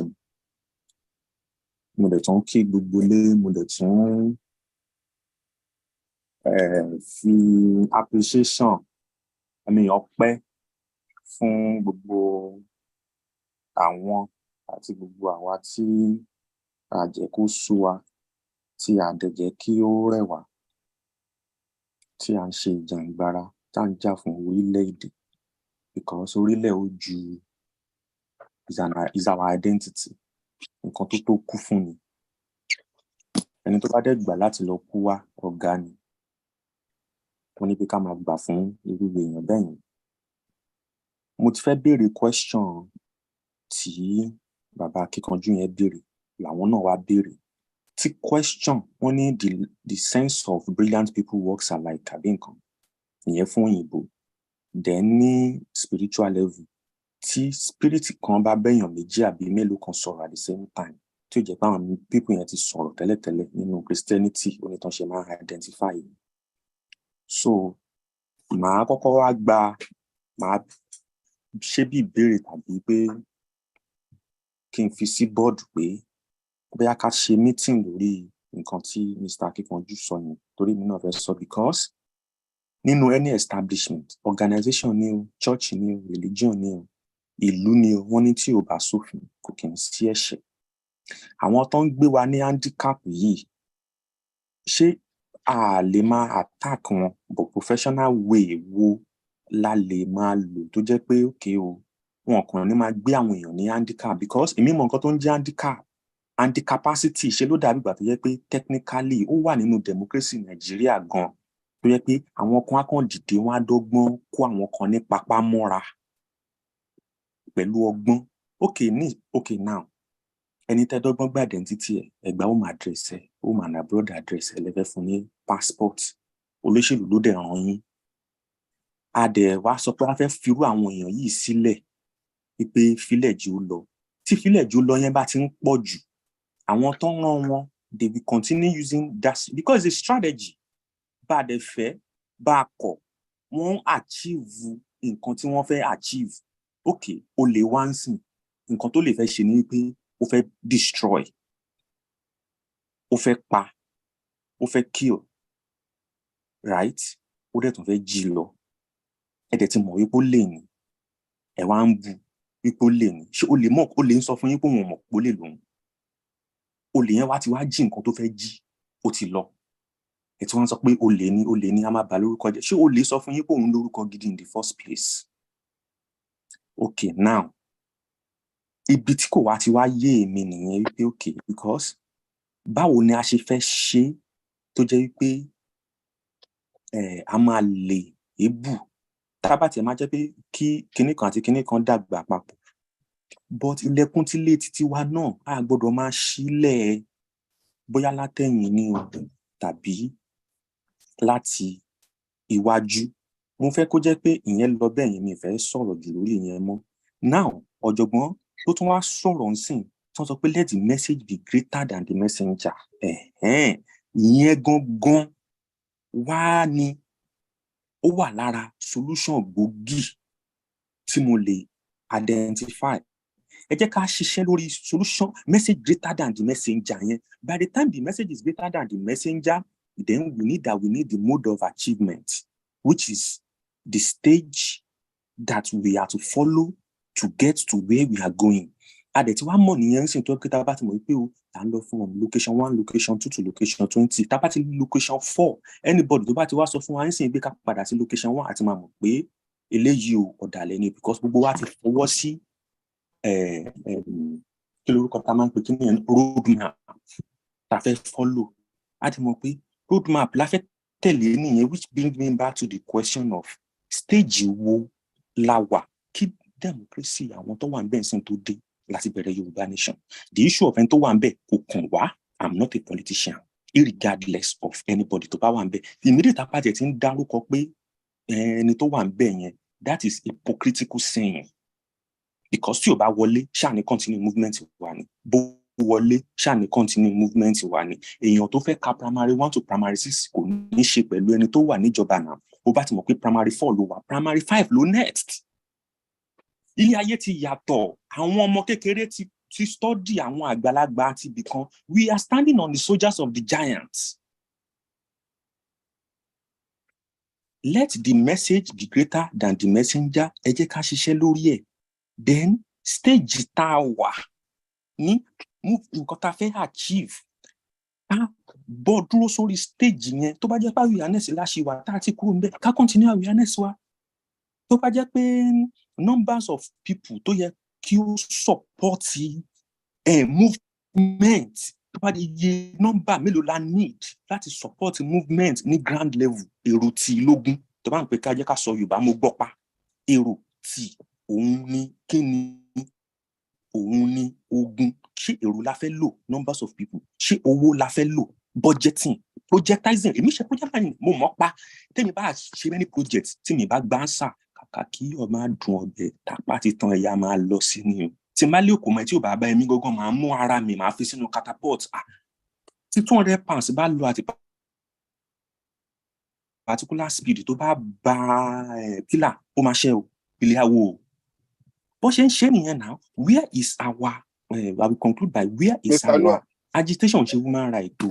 Agitation is Akata. Where is our Akata? Let's continue our movement on Mr. Noah. stage tower. Hello. And let the message be greater than the messenger. Yes, sir. Hello, Mr. Noah. So, Can you hear me? nǹkan tí mo fẹ́ sọ ni mo ń gbọ́ yín sìn. Ìbéèrè mo fẹ́ kẹ́ béèrè ọ̀rọ̀ tẹ́ sọ àti gbọ́. Definitely. Okay, ìbéèrè tí mo máa béèrè ń sìn ni wípé báwo ni message wa ṣe máa wà greater than the messenger? Because èmi ò máa ń like kéèyàn sọ very big point kí n sọ di tèmi tàbí kí n sweep under the carpet. Stage wo ni a wà ká push láti ibẹ̀, and let báwo la ṣe fẹ́ jẹ́ kí message wa greater than the messenger?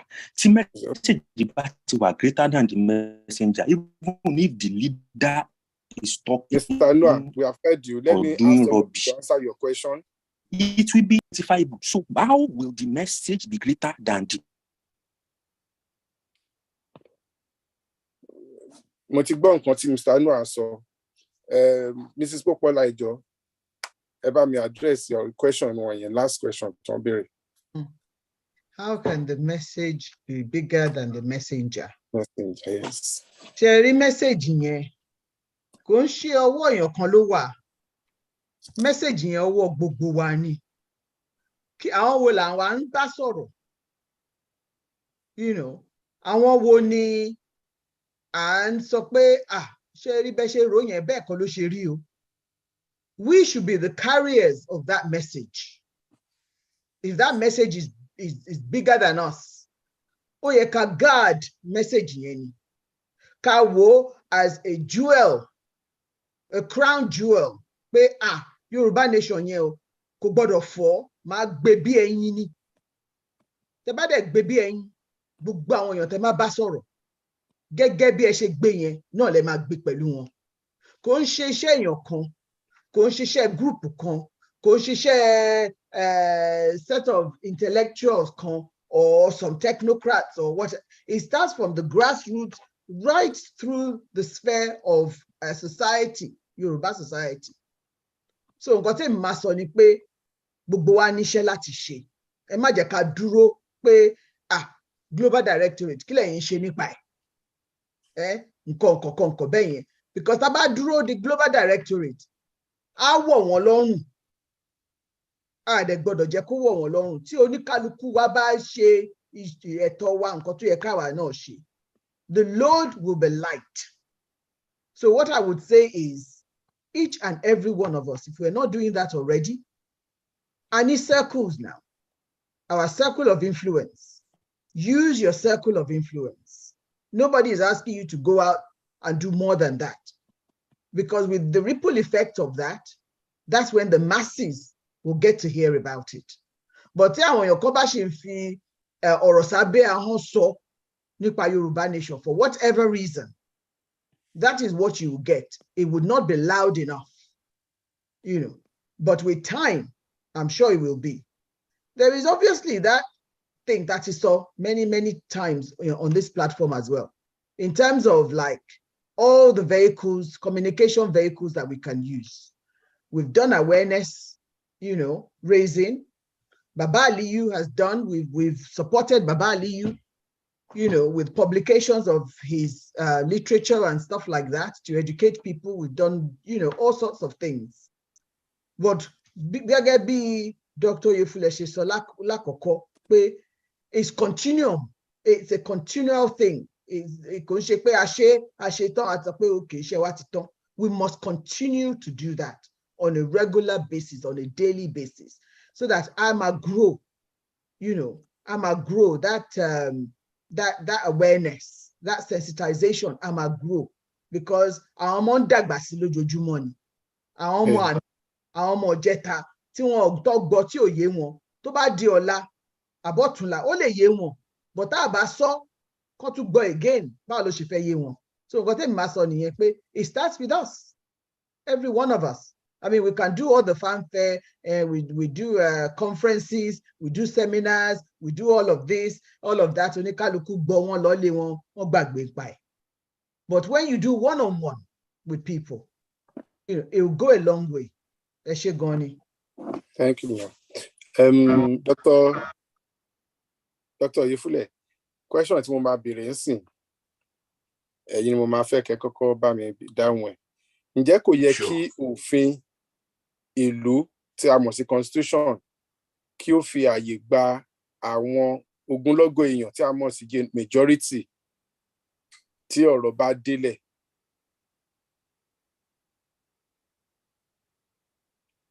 Shouldn't the constitution, federal constitution, allow for the express will of the majority when issues are being discussed or issues on ground? Okay, more direct plebiscite ló dàbí ń pè ìbéèrè lọ́wọ́ mi. Mo dẹ̀ rò pé ó yẹ ká ní indirect representation la ní sí a vote fún èèyàn kan, òun lọ sí National Assembly, ó dẹ̀ lọ ń sọ̀sọ̀kísọ, kò sí nǹkan tá lè ṣe ń pa ẹ̀. But mo rò pé ní Switzerland kan ni two of the cantons ní Switzerland ní direct plebiscite here. Anything of importance has to be thrown back to the people in those cantons láti decide lórí. So to answer your question, mo rò pé nǹkan tá need gan nìyẹn ní Nàìjíríà o, nílẹ̀ Yorùbá o, anywhere tí sane governance bá exist, ó yẹ ká ní. Ẹ ṣeun. Professor Gedengbe. Ẹ ṣeun. Èmi náà mo kí wọn. Tá bá fẹ́ kíní yẹn. How the messenger is not greater than the message. Ṣé òní ìyẹn ni mo gbọ́ ní kí n comment lórí what? Nǹkan tá ní kẹ́ comment lórí ni pé shouldn't a federal constitution allow for the express will of the majority of the people? Of course, it should be if it follows the norm of the United Nations Organization. Ṣùgbọ́n ó depend lórí tíjọba yẹn bá máa gbà. Wọ́n mọ̀ pé ó wà ń bẹ̀. Ṣùgbọ́n àwọn ará ìlú náà ó wà lọ́wọ́ wọn. Téèyàn bá rajú sílẹ̀ kí tòbótòbó tọwọ́ bọ̀. Wọ́n á gbájú ẹ̀ tó bá ti béèrè fún right yẹn. Because when you are serious, they will not nǹkan tó ń ṣẹlẹ̀ nìyẹn now. So it's written black and white. You know, we don't have to go into details. Because even London United Constitution tán ló gbé kalẹ̀ báyìí. Àyè yẹn náà wà ńbẹ̀. Ṣùgbọ́n until you ask for it. So ó yẹ kó wà. Ó dẹ̀ yẹ kí àwọn èèyàn lè ṣe. Ṣùgbọ́n tán bá you should be ready to sacrifice something. Nothing goes for nothing. So àwọn èèyàn were determined. Kan gbà. So bó ṣe jẹ́ nìyẹn. Sure. Mr. Onigemo, ṣé any comments lórí yẹn? On mute ara yín. Okay. My only comment ni pé yes. In terms of democracy nìyẹn. So there should be doctrines so my guide àwọn èèyàn. And one of the things majority. And until majority bá fẹ́ ló yẹ kó take a president. Ẹ ṣé. Thank you. Mrs. Popola, any comments lórí ẹ̀? Ẹ ṣé gan ni. Comment me will be a question. Okay. And the question to àwọn tó bá ń gbọ́ wa. What is the opposite of not having majority speak on issues? Kí ni àbáyọ ìgbà tí wọ́n bá jẹ́ káwọn èèyàn púpọ̀ kó sọ̀rọ̀ sí nǹkan tí ó bá wọn? Àbáyọ ẹ̀ ni à ń rí ní Nàìjíríà lénìí. Àbáyọ ẹ̀ ni ikú òjijì. Àbáyọ ẹ̀ ni poverty. Àbáyọ ẹ̀ ni lack of confidence, lack of trust. Àbáyọ ẹ̀ ni even to the point of on international level. Pé káwọn èèyàn máa fi wá sí yẹ̀yẹ́. Ká lọ sí airport, ká máa travel, ká máa wò pé àwọn wo làwọn ilé ìbọn náà ti já wa tán lókun lọ́rùn. Àbáyọ gbogbo nǹkan bẹ́ẹ̀ yẹn ni nítorí pé kí ni majority kọ́ ló ń sọ̀rọ̀ nípa issues. Tí majority bá ní issues, wọ́n á ní ẹ lọ jókòó síbi kan ẹgbẹ́nu yín dákẹ́ kí ló kàn yín bẹ́ẹ̀. Wọ́n gbàgbé pé àwọn nìkan kọ́ ni wọ́n ń gbélé ayé. Àwọn minority yìí nìkan kọ́ ni ilé ayé wà fún. Ilé ayé wà fún gbogbo wa pátápátá. And kí ilé ayé lè dá ló ṣe dá kí àwọn majority kí wọ́n ní ẹnu láti sọ̀rọ̀ sí nǹkan tó bá ń ṣe wọ́n. Nítorí pé tí wọ́n bá ní ẹnu láti sọ̀rọ̀ sí nǹkan tó bá ń ṣe wọ́n, báwo ni minority ṣe fẹ́ mọ nǹkan tó ń ṣe mí? Báwo ni minority ṣe fẹ́ mọ ibi tí ẹsẹ̀ tí ń ta mí, bàtà tí ń ta mí lẹ́sẹ̀? Because there is no sample. They have no, and this is not scientific by any means. There is no sample of opinion. Pé báyìí ìṣẹ̀lẹ̀ sí wa àwọn èèyàn kan báyìí, and therefore báyìí ló ṣe yẹ ká ṣe láti jẹ́ kí nǹkan kó rọrùn fún wọn. Ìgbà táwọn bá wò ó, mo sọ̀rọ̀ lẹ́ǹkan yẹn ni pé àwọn èèyàn tí wọ́n rò pé ká dá ọwọ́ ìjàngbara ká dákò. Wọ́n wò from their own prison, their own small prison. The same thing ní àwọn minority. Tí minority bá ti bẹ̀rẹ̀ sí ní sọ̀rọ̀ fún majority, minority sphere nìkan ló máa rí. Ibi tó ojú ẹ̀ bá dé nìkan ló máa rí. A dẹ̀ mọ̀ pé àwọn minority àwọn náà lówó jù, àwọn náà lágbára jù, àwọn náà ní gbogbo ẹ̀ jù. Wọ́n ń rìn títì tí majority ń rìn. Wọ́n ń jẹun tí majority ń jẹ. Wọ́n lọ sí hospital tí majority ń lọ. Wọ́n gbélé lọ sílé ìwé tí majority ń lọ. Gbogbo nǹkan tí wọ́n ń ṣe in their own bubble ni. So how can they be the voice of the majority? So that is why it's very, very important for that constitution of whichever country that the majority deliberate over it and the majority decides what's in it and what's not in it. And also the majority then delivers it, because Tomatu Jopeka deliver oríṣiríṣi legislation, oríṣiríṣi nǹkan kan, laws, policies nǹkan kan. Èyí tún rí pé àwọn minority náà máa tún sáré tètè débẹ̀. Wọ́n tún sọ pé àwọn làwọn fẹ́ ṣe. Wọn kẹ́ mọ nǹkan tí wọ́n gbé dání because it was never theirs. Wọn mọ nǹkan tí wọ́n gbé dání, so báwọn ṣe fẹ́ deliver. Báwo ni minority ṣe fẹ́ deliver nǹkan fún majority, nǹkan tí ò feel. It doesn't have a feel for it. So màá rọ àwọn èèyàn wa pé kí wọ́n jọ bá ṣe fẹ́ tún ìlú wa ṣe, Yorùbá nation, Yorùbá land, ká ṣe dáadáa, ká ṣe bó ṣe yẹ ká ṣe, kó ba lè rí bó ṣe yẹ ká rí. Ó yẹ ká kọ́, we must learn lessons from Nigeria and not do the things Nigeria has done, to hurt her people since the time of its inception and creation. Eshegoni.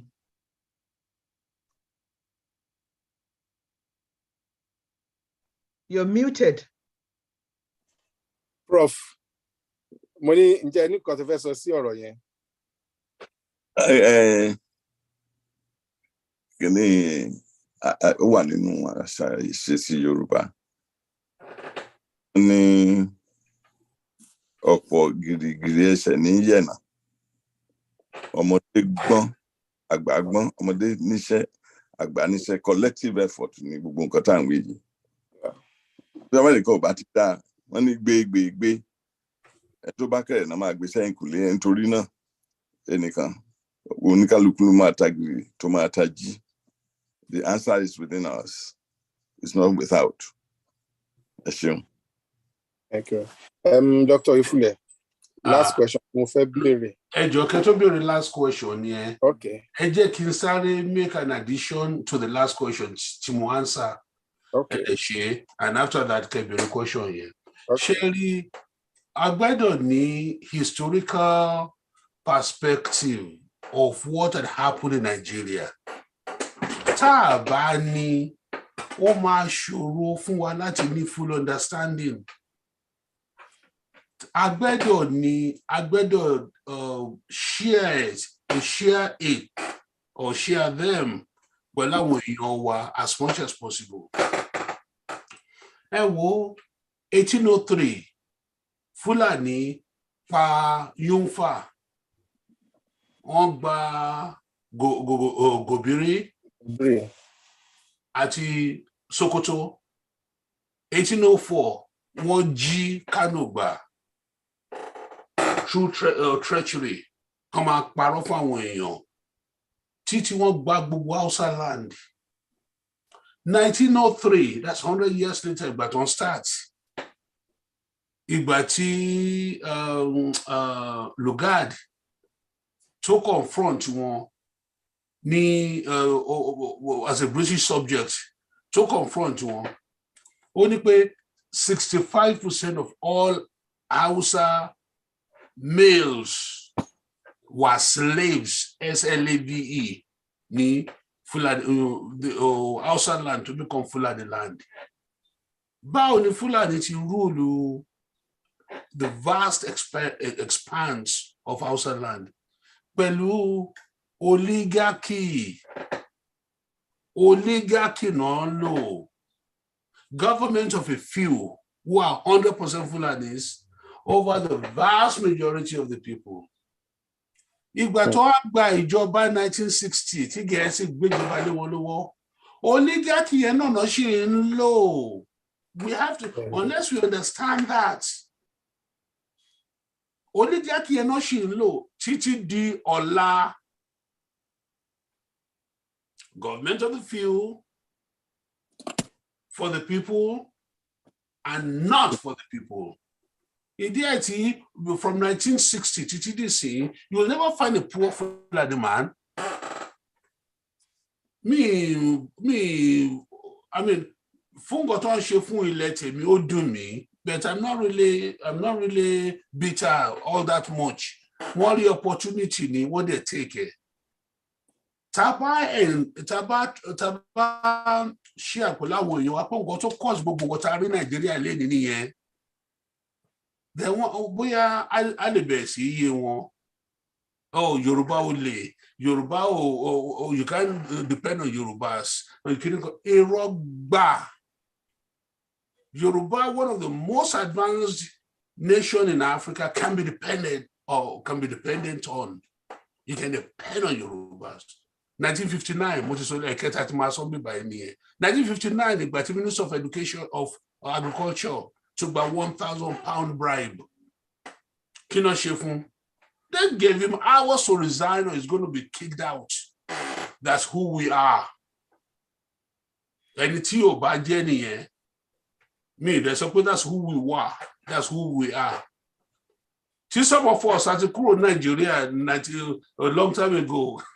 I won't say how long. So I think I cheated you, one people cheated you. No, I cheated me. One got to jump on June. Just by the recover to Yami Timmy so quite that. First of all, be Yolo anybody we. But at Yolo Bank go back on the job.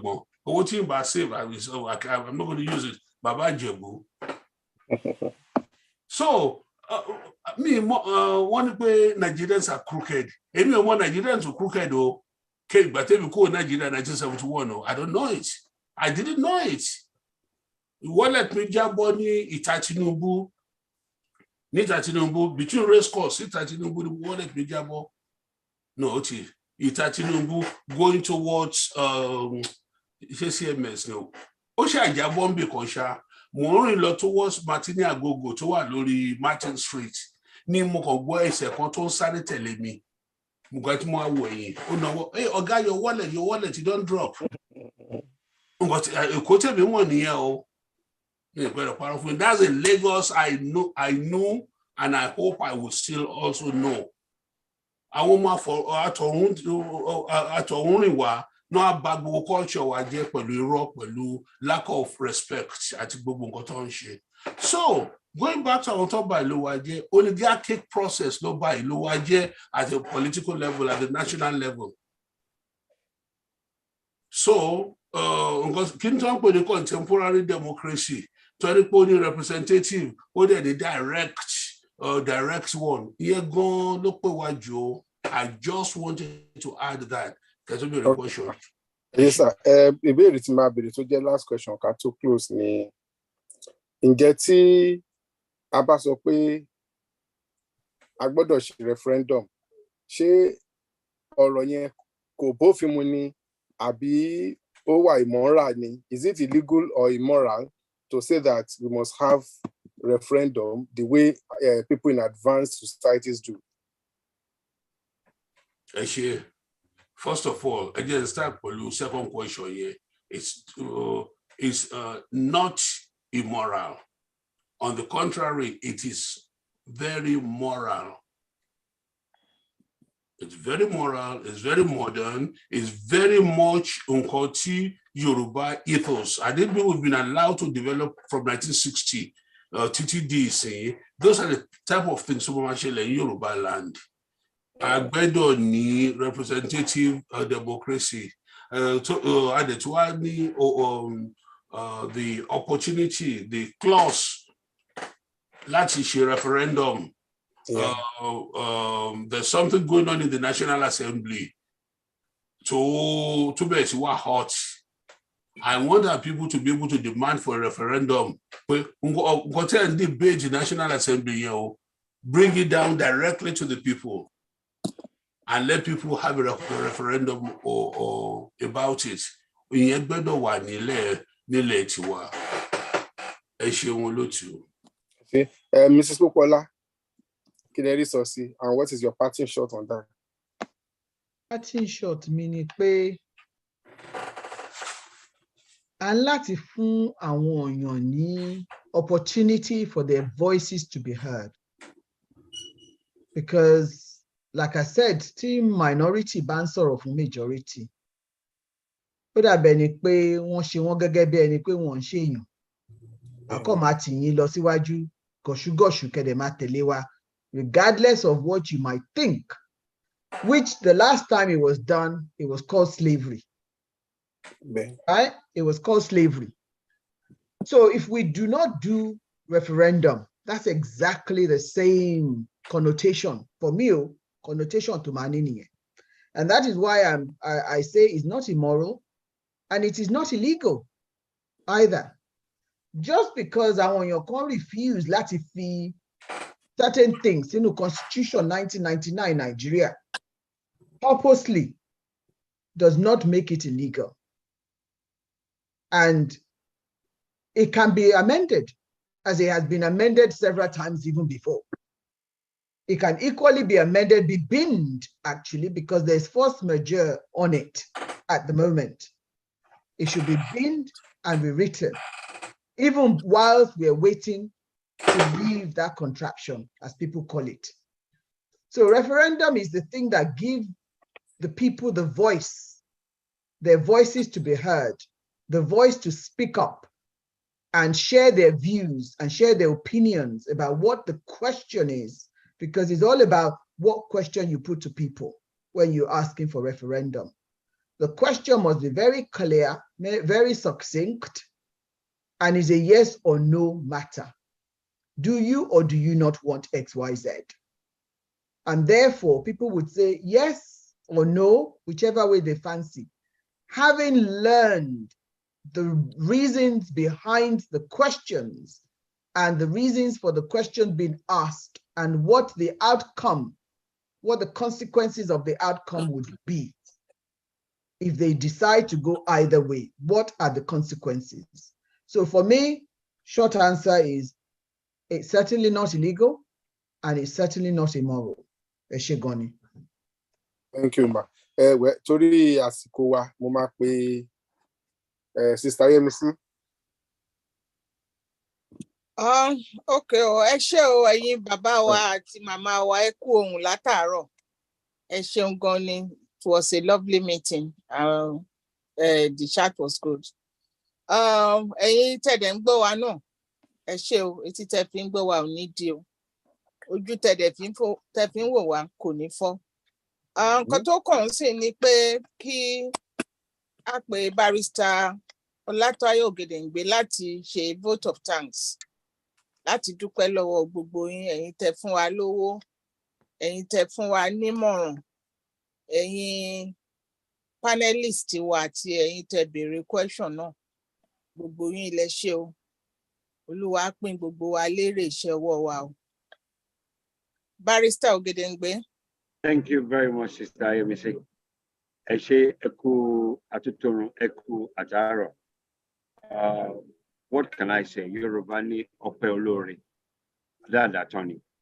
A dúpẹ́ pé a pè yín, a dẹ̀ dúpẹ́ pé ẹ wá.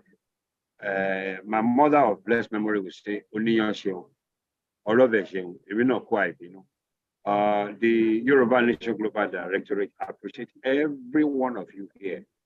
Even those who are not here, just send messages. We appreciate you. Without you, it's obvious that there is no us. Yoruba ní ẹnìkan kì í jà wádé, igi kan dẹ̀ kì í jágbó ṣe. Èèyàn ló wà lẹ́yìn ọ̀rọ̀ tó fi ń dùn. Ẹ̀yin láṣọ wa, aṣọ wa dẹ̀ ní ìfàyà lórúkọ Jésù. We love you, we appreciate you. Fún gbogbo ìgbà, ìfẹ́ tẹ́ ní fún ilẹ̀ Yorùbá, tẹ́ fi yan Global Directorate láàyò as a vessel tó yẹ pé bẹ́ẹ̀ ṣe ń fi owó bọ́ wa, lẹ́ ń fi ìyànjú bọ́ wa, ẹ tún fi ìbáwí nínú ìfẹ́, ẹ fi ń bọ́ wa náà. We appreciate everything that you've been doing, that we know you will continue to do. Àlẹ́gbàdúrà àlàáfíà ẹ̀mí gígùn tó lọ́lá nínú, kí Ọlọ́run kó fún gbogbo wa, gbogbo àníyàn wa pápátá, kí Ọlọ́run kó fún wa, ojú òní tì wá. Ìjọ mi ọjọ́ rìn, ìpàdé ìjọ mi ọjọ́ rìn, lágbára Ọlọ́run, àní fi kú ara wa, àní fi àrùn ara wa. Thank you so much and God bless you. In the word of Bombali, one love.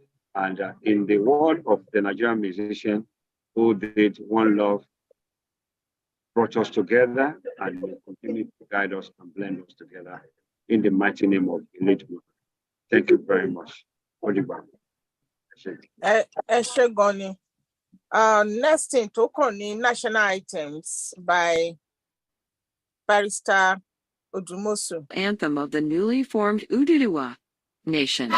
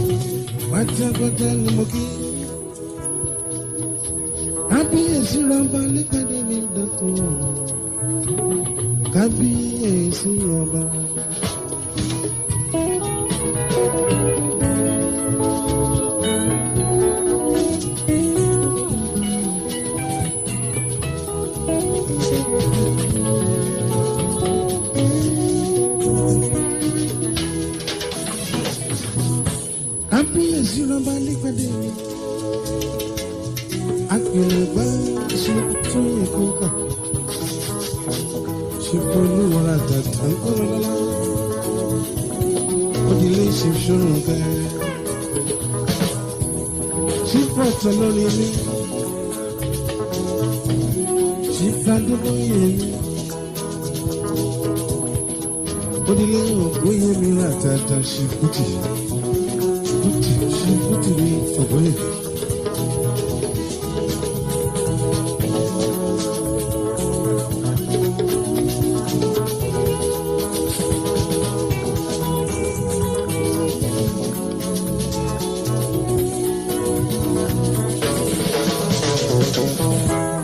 She fucking look at me again.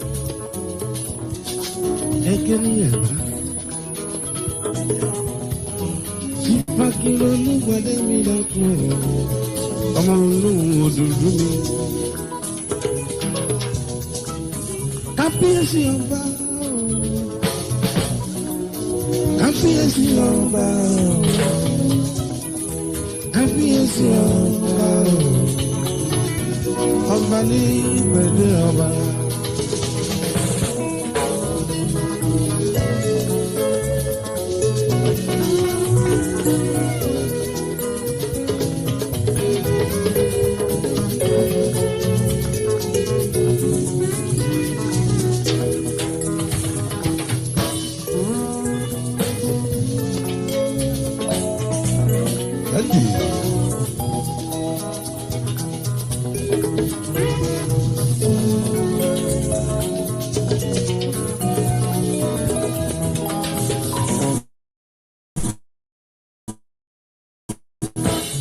Chief I.S. me Adewale. Ashiba. Olórí kíwákíwá of Lagos ní àtàtà. Chief I.S. Adewale. The boy is good. Ashiba Adewale. Ọ̀dìlẹ̀ lọ́lá. Iṣẹ́ òyìnbó ló ń bá ròdò dákun Ashiba of Lagos. The boy is good with me.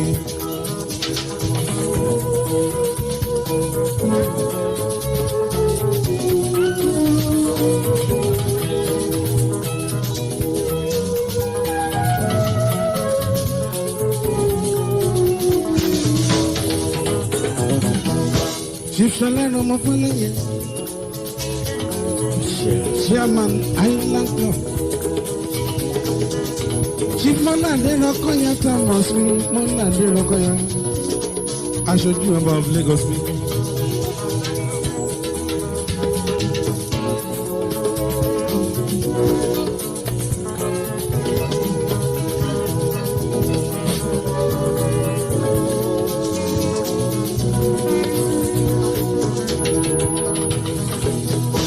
Chief Adékúnlé Rọmọjọ lẹ́yìn.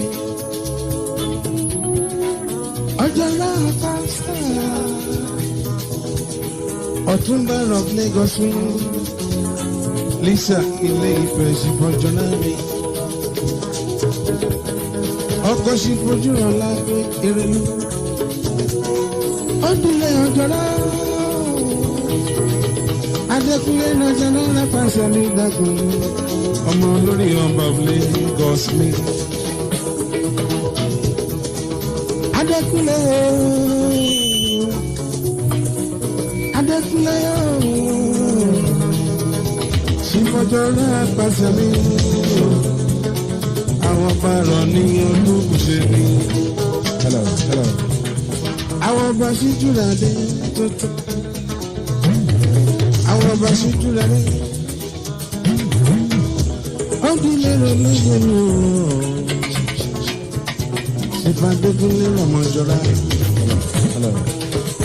Professor Ransom Kuti mi ra tata. Kó yẹ mi ra tata yìí lẹ́sẹ̀. Ọmọ Kuti mi ò Ransom Kuti. Olùkọ́ṣe Professor Ransom Kuti mi.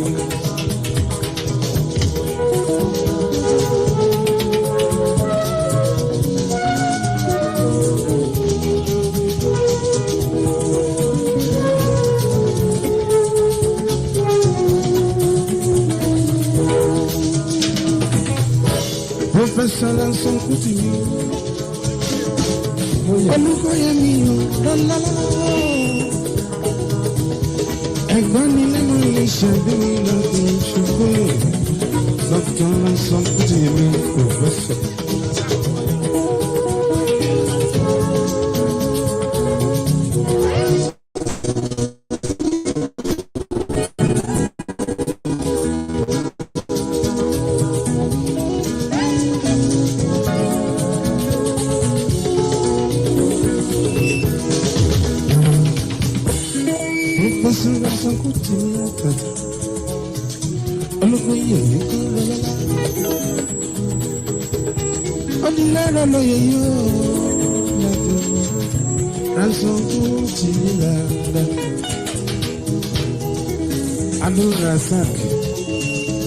Okoya, elegance mule.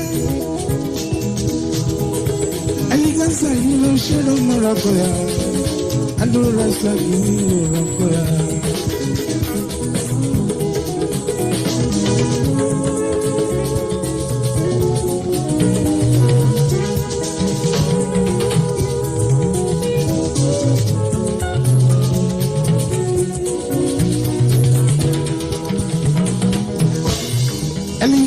Mi locoya, casarme la con el caballo. Un dinero ni tenía una dura sangre. Tequila sangre. Vamos love Lagos. Chip in Carlos, Ukola. Un dinero no lleve la dura. Carlos va moving. I'm on los vinos. Odile Ronaldo. Va moving of Lagos. Odile va to mommy.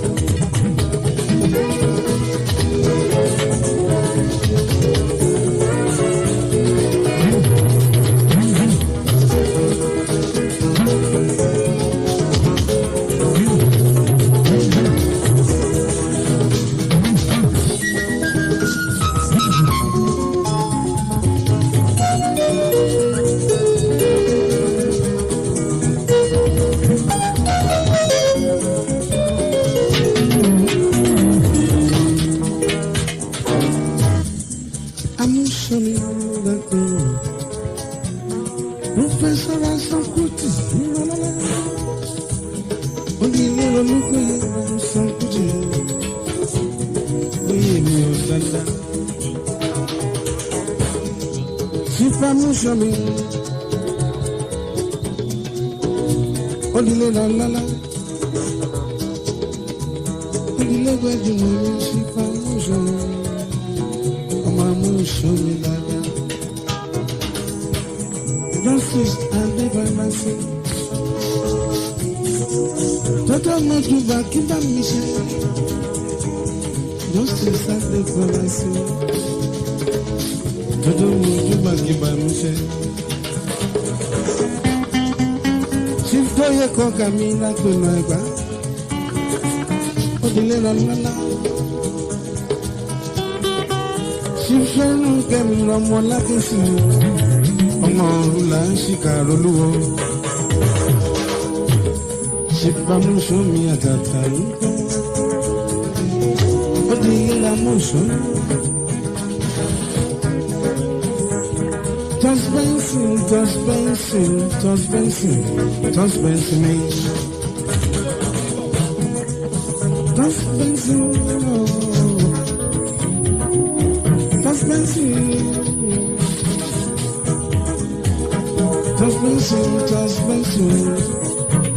You expense me. Don't tell me I'm a feeling. I'm a Dr. Yomi Fili Dr. Matata.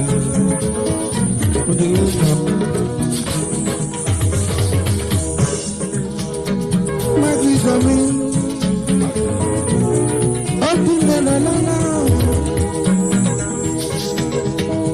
Mati Kami.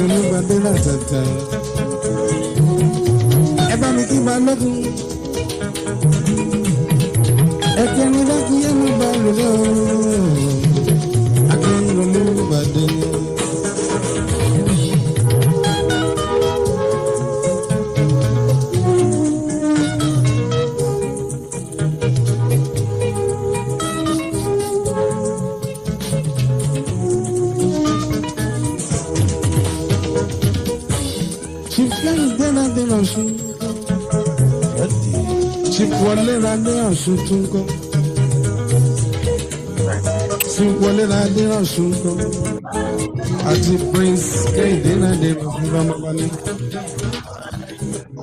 Amabana de Rasu, Amabana Gula.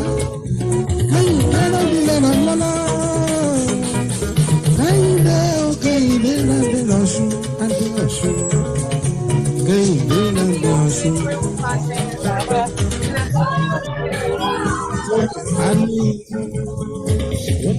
Asuko Tony Asuko Tony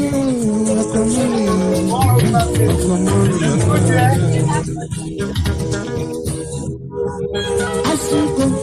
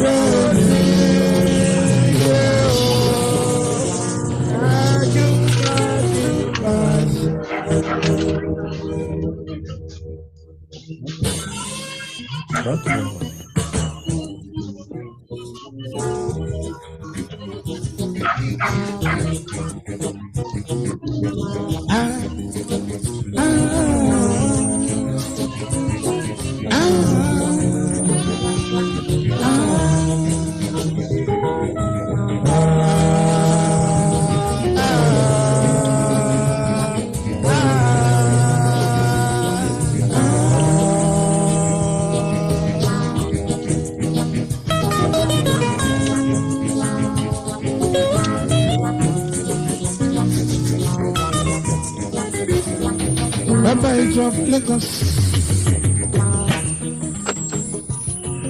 Chicolari Kukami. Baba of Lagos. Walari Kukami. Kuka. Walari. Kuka. Walari. Kuka.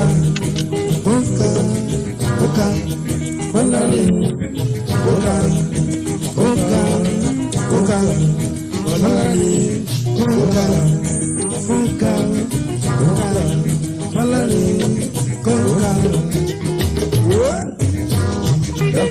Senator of Lagos, Olamiku Kalẹ̀.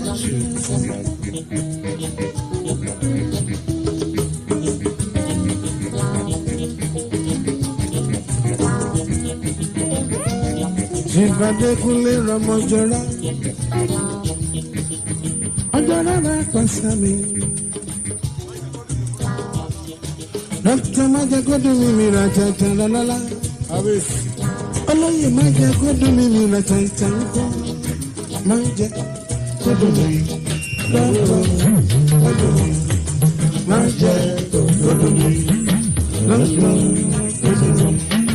Majagodo mi.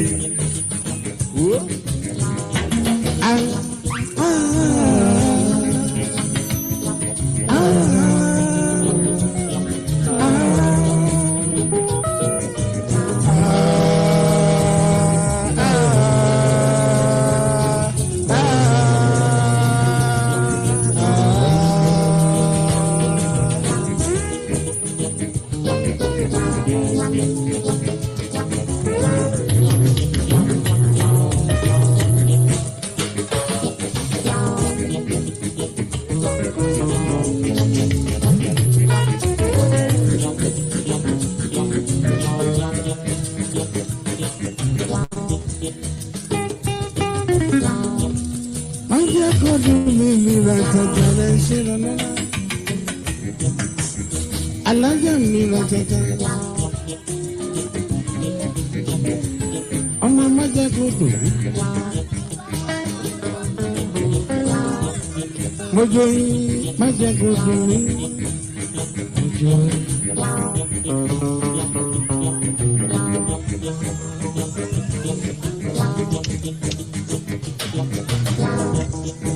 Májàgodo mi o, Májàgodo mi o, Májà.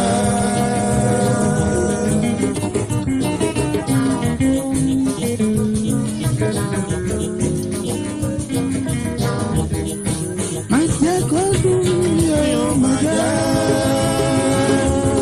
Májàgodo mi o, Májà. Ajá mi yà ó lẹ́rẹ̀ àgbẹ̀kánugo. Lọ́pọ̀ máa ń gbogbo ẹ̀.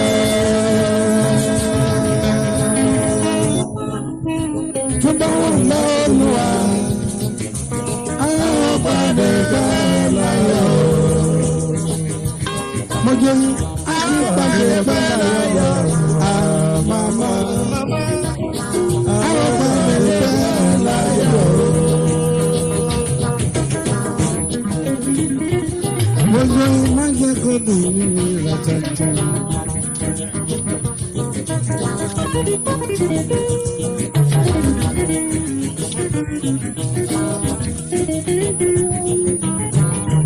Mo jẹ́ Májàgodo.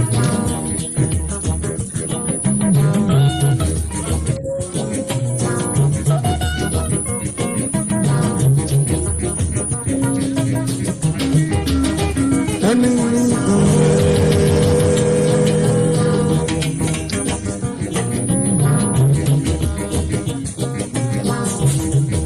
tó fẹ́ kó parí àwọn.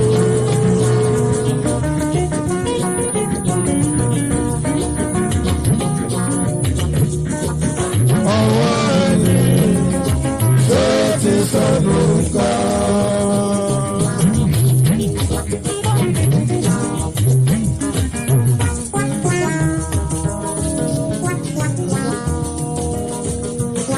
Ayé lábá, ayé lọ fi sílẹ̀ sí i. Dúró náà, wẹ́yìn rẹ̀ o.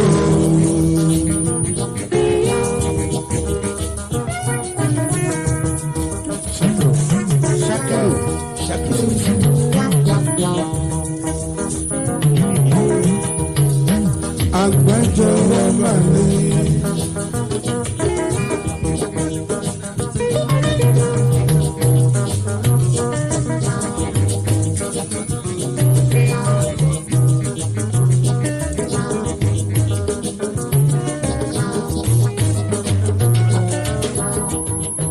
Wọ́n ló gbẹ́rù lórí àwọn ọmọ wa.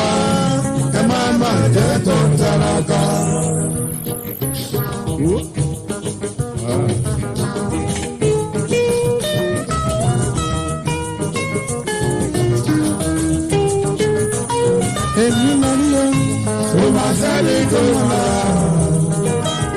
ìṣèlú ayẹyẹ ẹ̀dá kan tó lẹ́yìn mi.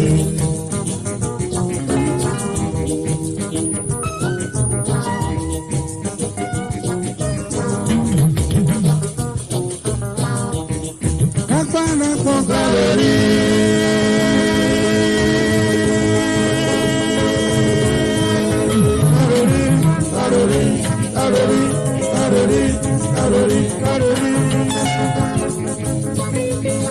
Kojú tẹ́lẹ̀kàn agbára bàbí ẹsẹ̀ mi àṣẹ.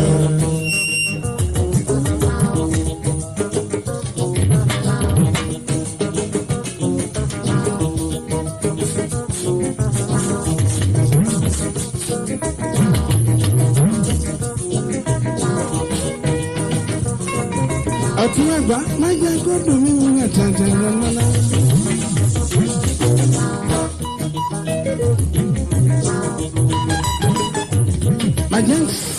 Má jẹ́ kó dùn mí mú ẹ̀tẹ̀ẹ̀tẹ̀.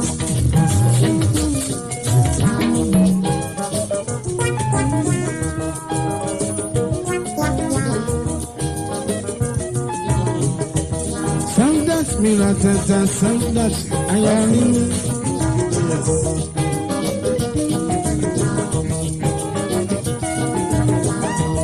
Sandat mi la tẹ̀tẹ̀ ayari mi balalala.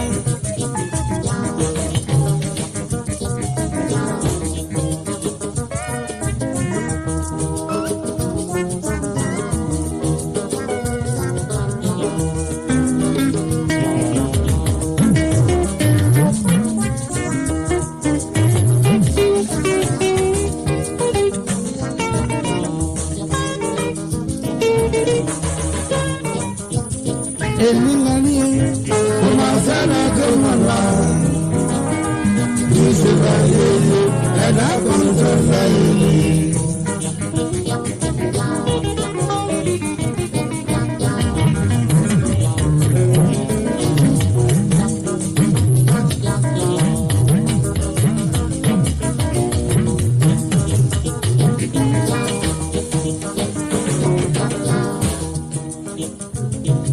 Má jẹ́ kó dùn mí lọ́la.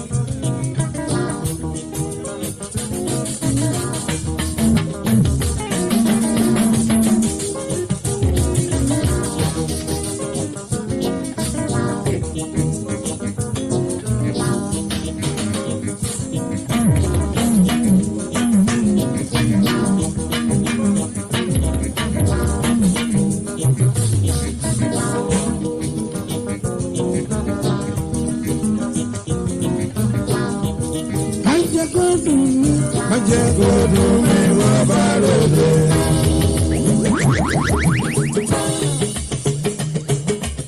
Yoruba.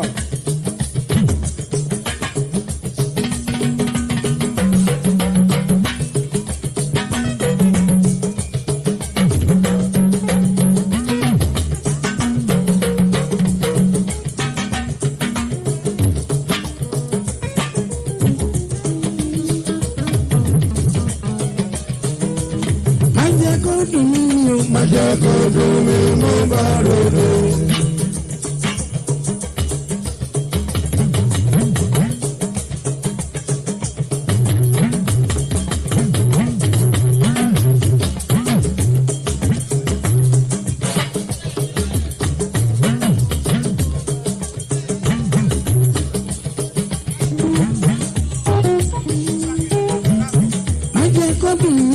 Má jẹ́ kó dùn mí mo bá lóde.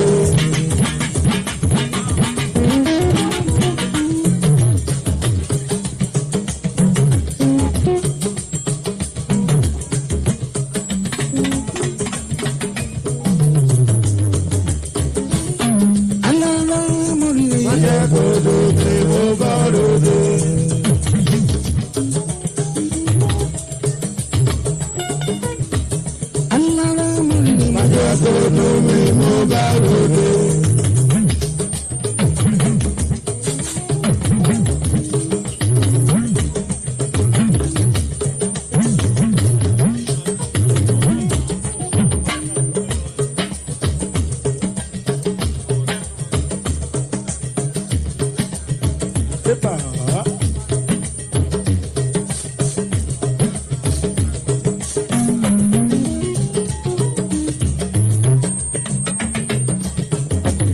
Májà kó dùn mí mi o. Májà kó dùn mí mo bá ròde.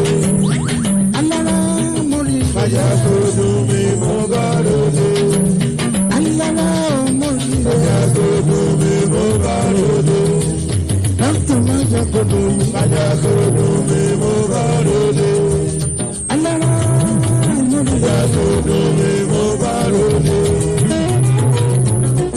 Májà kó dùn mí mo bá ròde. Májà kó dùn mí mo bá ròde. Alára mo rí. Májà kó dùn mí mo bá ròde. Májà kó dùn mí mo bá ròde. Chipaki olùgbàdé. Májà kó dùn mí mo bá ròde. Kábíyèsí rẹ̀ rọ́bà nígbàdé mi ò tẹ́tọ́. Mo bá ròde. Alára mo rí. Májà kó dùn mí mo bá ròde. Májà kó dùn mí mo bá ròde. Alára mo rí. Májà kó dùn mí mo bá ròde.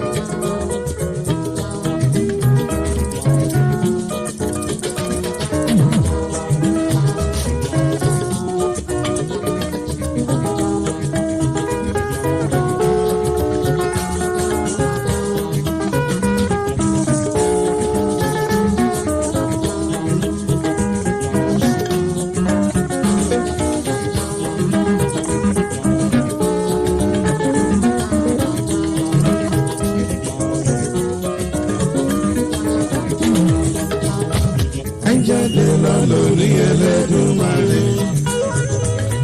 Jáde lọ lórí Ẹlẹ́dùmarè. Jíjáde wa ká má pàdé àgbákò. Jíjáde wa ká má pàdé àgbákò. Ohun tá ó jẹ láwọn lọ bàbá. Ká má pàdé ohun tí ó jẹ wá.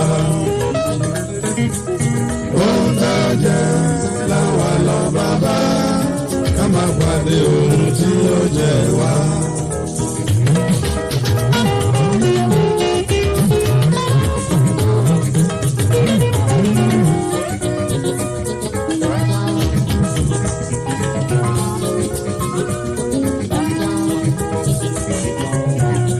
Lórí ẹrú sílẹ̀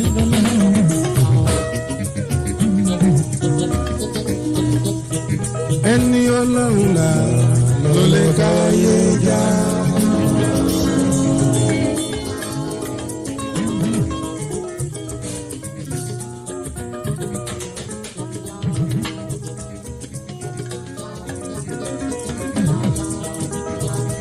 nítorí rẹ̀ mo ṣe rọ̀ mọ́ ọ. Àkọ́kọ́ lèmi má jẹ́ kó dòfo. Bàbá mo gbọ́kàn lé ọ. Ẹni Ọlọ́run là ló lè káyé já. Nítorí rẹ̀ mo ṣe rọ̀ mọ́ ọ. Àkọ́kọ́ lèmi má jẹ́ kó dòfo. Bàbá mo gbọ́kàn lé ọ.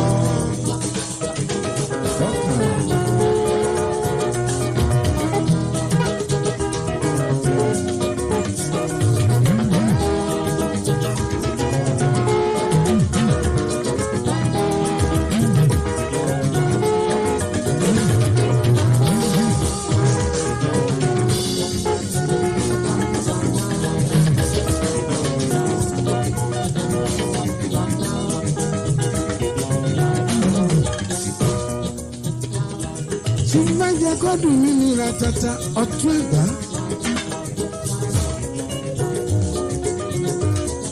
Ilé aláyélúwà lọ́ba ara lágẹ́. Ọ̀pọ̀ Yorùbá dé nígbàdé mi ratata ọba tuntun.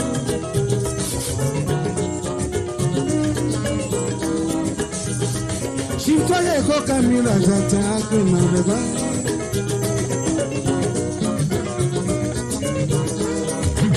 Akínolú gbàdé ẹkúrí kalẹ̀. Balógun ọmọ olóhùn òdòdó, ọmọ oyè rọmọ àjílẹ̀. Ṣíṣọ́nù gé àjọ̀dọ̀, amọ̀nà rọ́bà dẹ̀gbá, olúwo kèsì lọ́lọ́lá.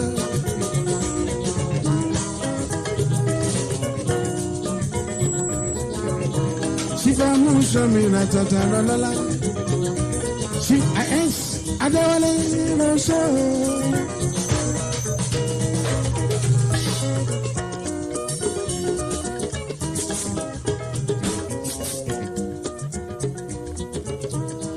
Ṣìfàdékúnlé ọmọjọ́lá pàṣàmìlà tata ọkọ̀ sí fojú lọ lápẹ́. You are the father of these days. Congratulations, happy birthday to you. My dear Kodumi, you are the father of this day. Congratulations, happy birthday to you.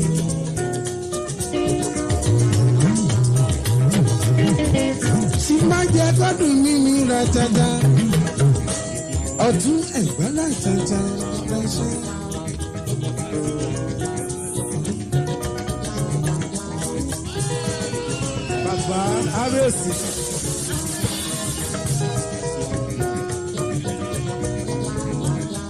You are the father of this day. Má jẹ́ kó dùn mí ẹkú àṣeyẹ. Happy birthday to you. You are the father of this day. Congratulations. Happy birthday to you. Èmi lọ́jọ́ ìbí ẹ, ẹkú àṣeyẹ o. Ẹ̀mí aṣọ ọ̀pọ̀ ẹ̀. Èmi lọ́jọ́ ìbí ẹ. Ẹkún àṣeyẹ, ẹ̀mí aṣọ ọ̀pọ̀ ẹ̀. Happy birthday to you. Happy birthday to you.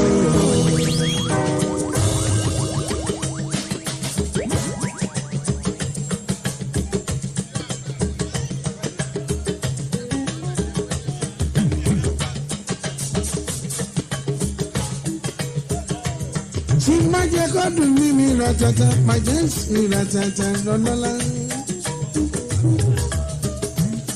Happy birthday to you.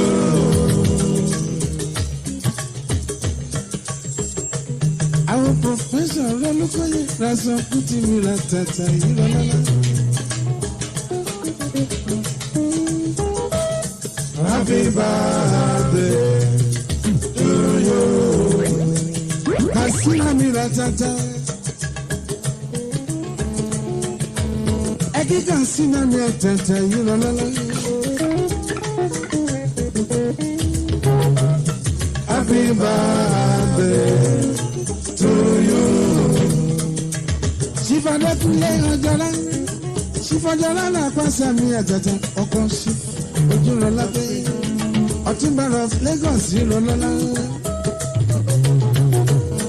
Happy birthday to you.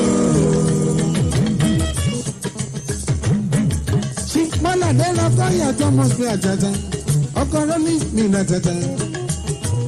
Ayayin Carlos mi làjàjà. Ìyálàjẹ́ of Lagos mi làjàjà. Bámojú of Lagos sí tó gbọ́. Pọ́nládé lọ́kọ́ yàrá ṣojú ọba. Àwọn dọ́kítọ̀ wọ́n jẹ́ kó dùn mí lọ́lọ́lá. Happy birthday to you.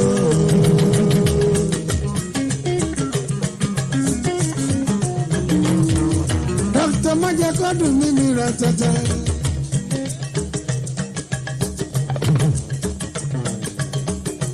She Majakodu Mimi Ratata. Happy birthday to you. Malade lọkọ ya Thomas. Ọmọ rẹ̀ lajà sùnwé bá tutù nínú níjọ́sí.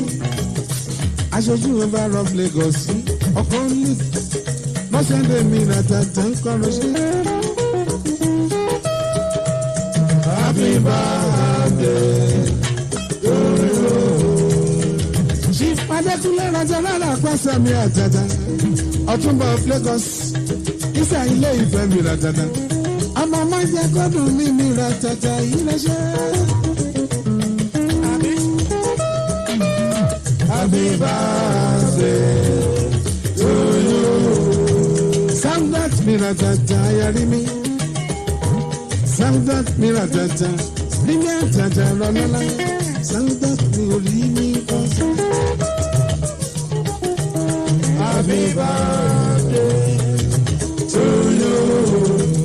Àwọn Katsina mi ra tata, Sandak mi ra tata lọ́lọ́lá.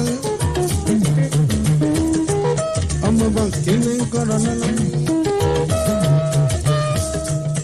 Happy birthday to you. Ṣìfàdékúnlé ọjọ́ lára pàṣẹ mi, ọkọ̀ ṣìfojú lọ́lá dé. Sandak mi ra tata, ọmọọba rò kìíní. Ayali mi. Majakodu mi. Happy birthday to you. Ọmọ bá òkè lẹ́la tata sáúdà tún mi ra tata. Limi, limi, limi, limi, limi, limi, limi, limi, limi, limi, limi, limi, limi, limi. Happy birthday to you. Chief Adékúnlé Ọ̀túnba of Lagos. Isa ilé ìfẹ́ ṣe fọjọ́lá. Bàbá Gbẹ̀gí, Bàbá Gbẹ̀ngà, Barrister lọ́yà mi yàtọ̀dá. Happy birthday to you. Congratulations, happy birthday, Majakodu mi. Congratulations, happy birthday.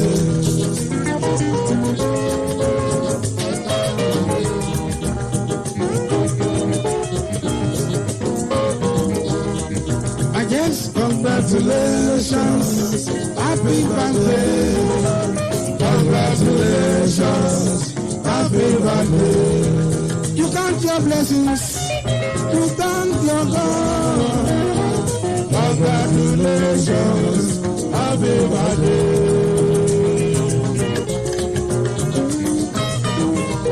Àwọn ìfàdé kúnlẹ̀ látàtà ọmọjọ́lá, ọmọ olórí lọ́ba of Lagos. Ọkọ̀ tí fojú ọlọ́gbà àtàtà yìí lọ́lọ́lá. You count your blessings, you thank your God. Congratulations, happy birthday. Majakodu mi o, happy birthday to you.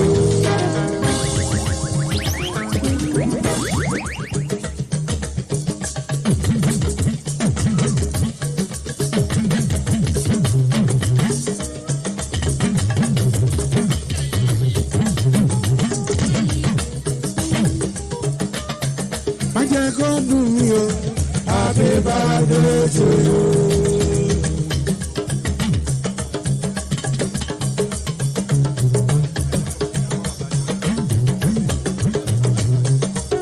Akíntẹ́ Fẹ́mi má jẹ́ kó dùn mí nù ọ́, àdúgbò lọ́wọ́ lọ́lúwa.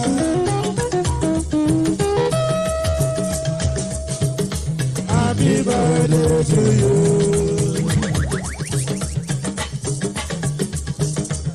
Yalla la de nego mira tata, yalla la de nego mira tata.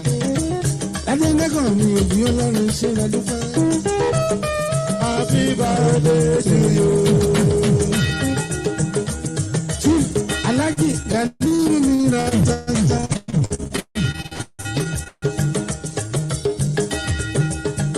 Ọdún kẹsì mira tata ń kọ́ lọ́lọ́lá. Majesty àtàtà lọ́lọ́lá.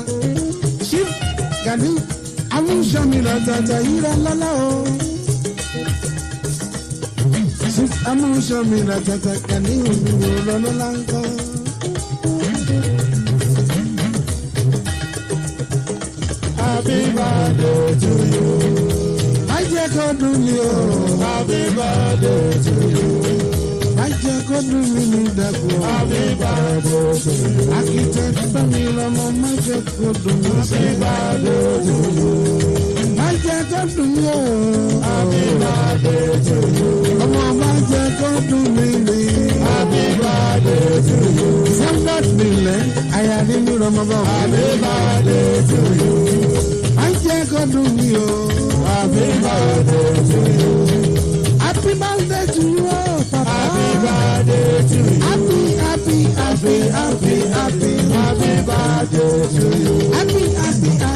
Happy birthday to you. Ọkọ Kasina ló ṣe. Happy birthday to you.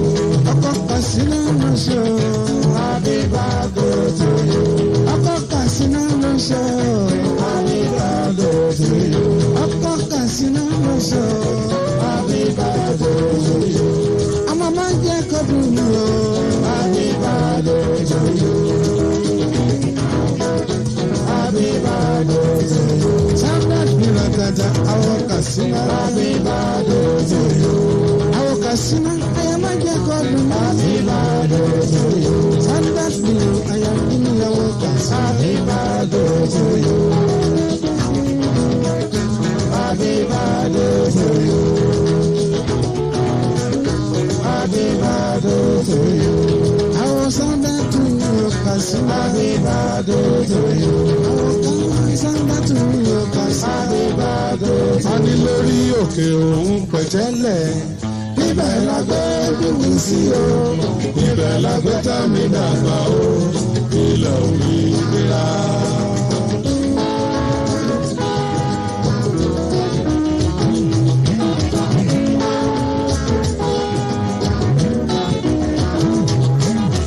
Lórí òkè òun pẹ̀tẹ́lẹ̀.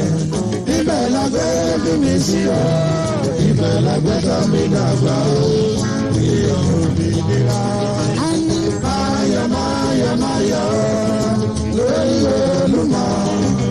Máyọ̀ lórí Olúmọ. Ìyá balẹ̀ gbẹ̀dẹ̀ máyọ̀ lórí Olúmọ. Máyọ̀ lórí Olúmọ.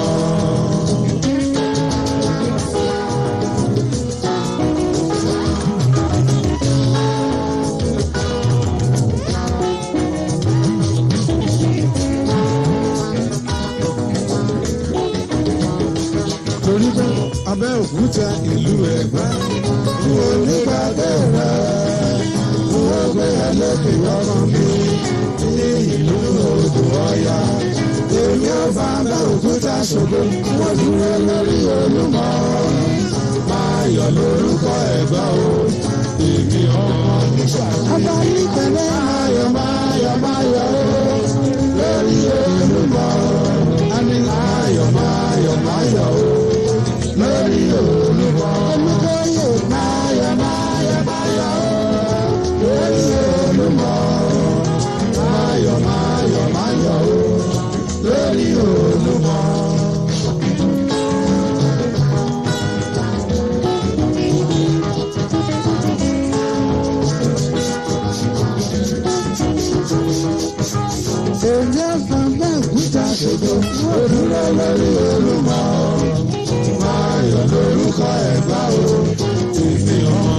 dàbí.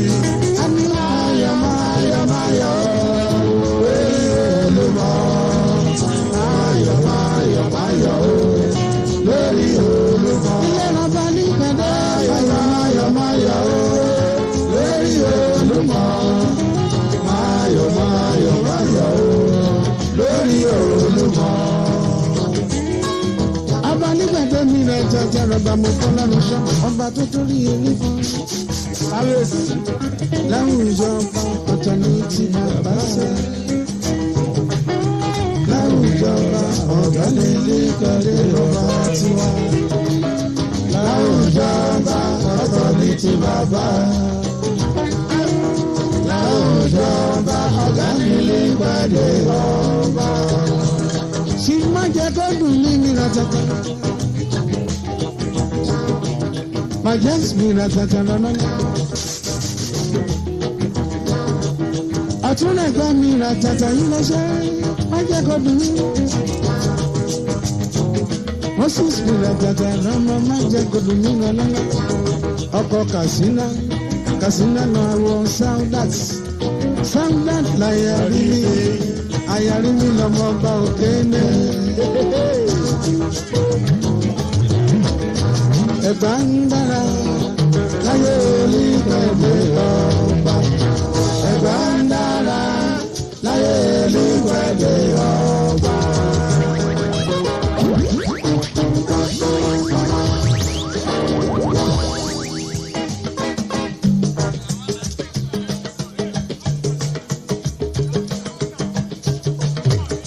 Odile lọ́lọ́yẹ̀ mi o, Afna mi ra dada. Ọmọ Afna mi ra dada ń gbọ́rọ̀ lọ́la. Àwọn ọmọ jẹ́ kó dùn mí ni o, Afna mi ra dada. Ọmọ Afna mi ò lóṣẹ́. Ẹ̀gbá ń dára láyé olùgbàdé ọba.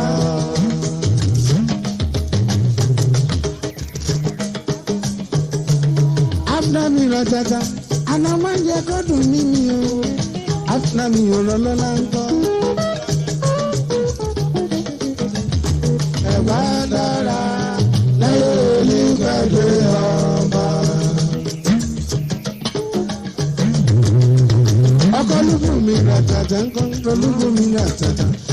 Afna mi ò lọ lọ́la ń kọ́. Ẹ̀gbá dára láyé olùgbàdé ọba. Adijant, má jẹ́ kó dùn mí ní ratata. Fẹ́mi má jẹ́ kó dùn mí. Dàpọ̀ kò fọ́ àjàjà Fọlákẹ́ tó ń kọ́ lọ́lọ́lá. Ẹ̀gbá dára láyé olùgbàdé ọba. Ṣùpàkẹ́ olùgbàdé mi ratata. Akin olùgbàdé. Ẹ̀kẹ́rin ẹ̀gbá balógun ratata yìí lọ́lọ́lá. Ẹ̀gbá dára láyé olùgbàdé ọba. Abalígbàdé mi ratata tọ́jọ́ lọ́ba tọ́jọ́. Abalígbàdé rẹ̀ ṣẹṣẹ́.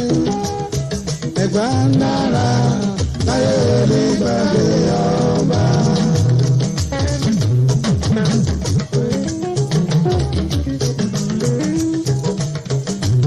Akin olùgbàdé mi ratata. Chief Apina. Tọ́yẹ̀ kó ká mi ṣe fúnnu kẹ́ńkọ́ lọ́lọ́lá. Dr. Rọ̀tọ̀ lórí mi ratata. Professor Olúkọ́yè Rasan Kútì mi ratata lè ṣe lọ́dúpẹ́.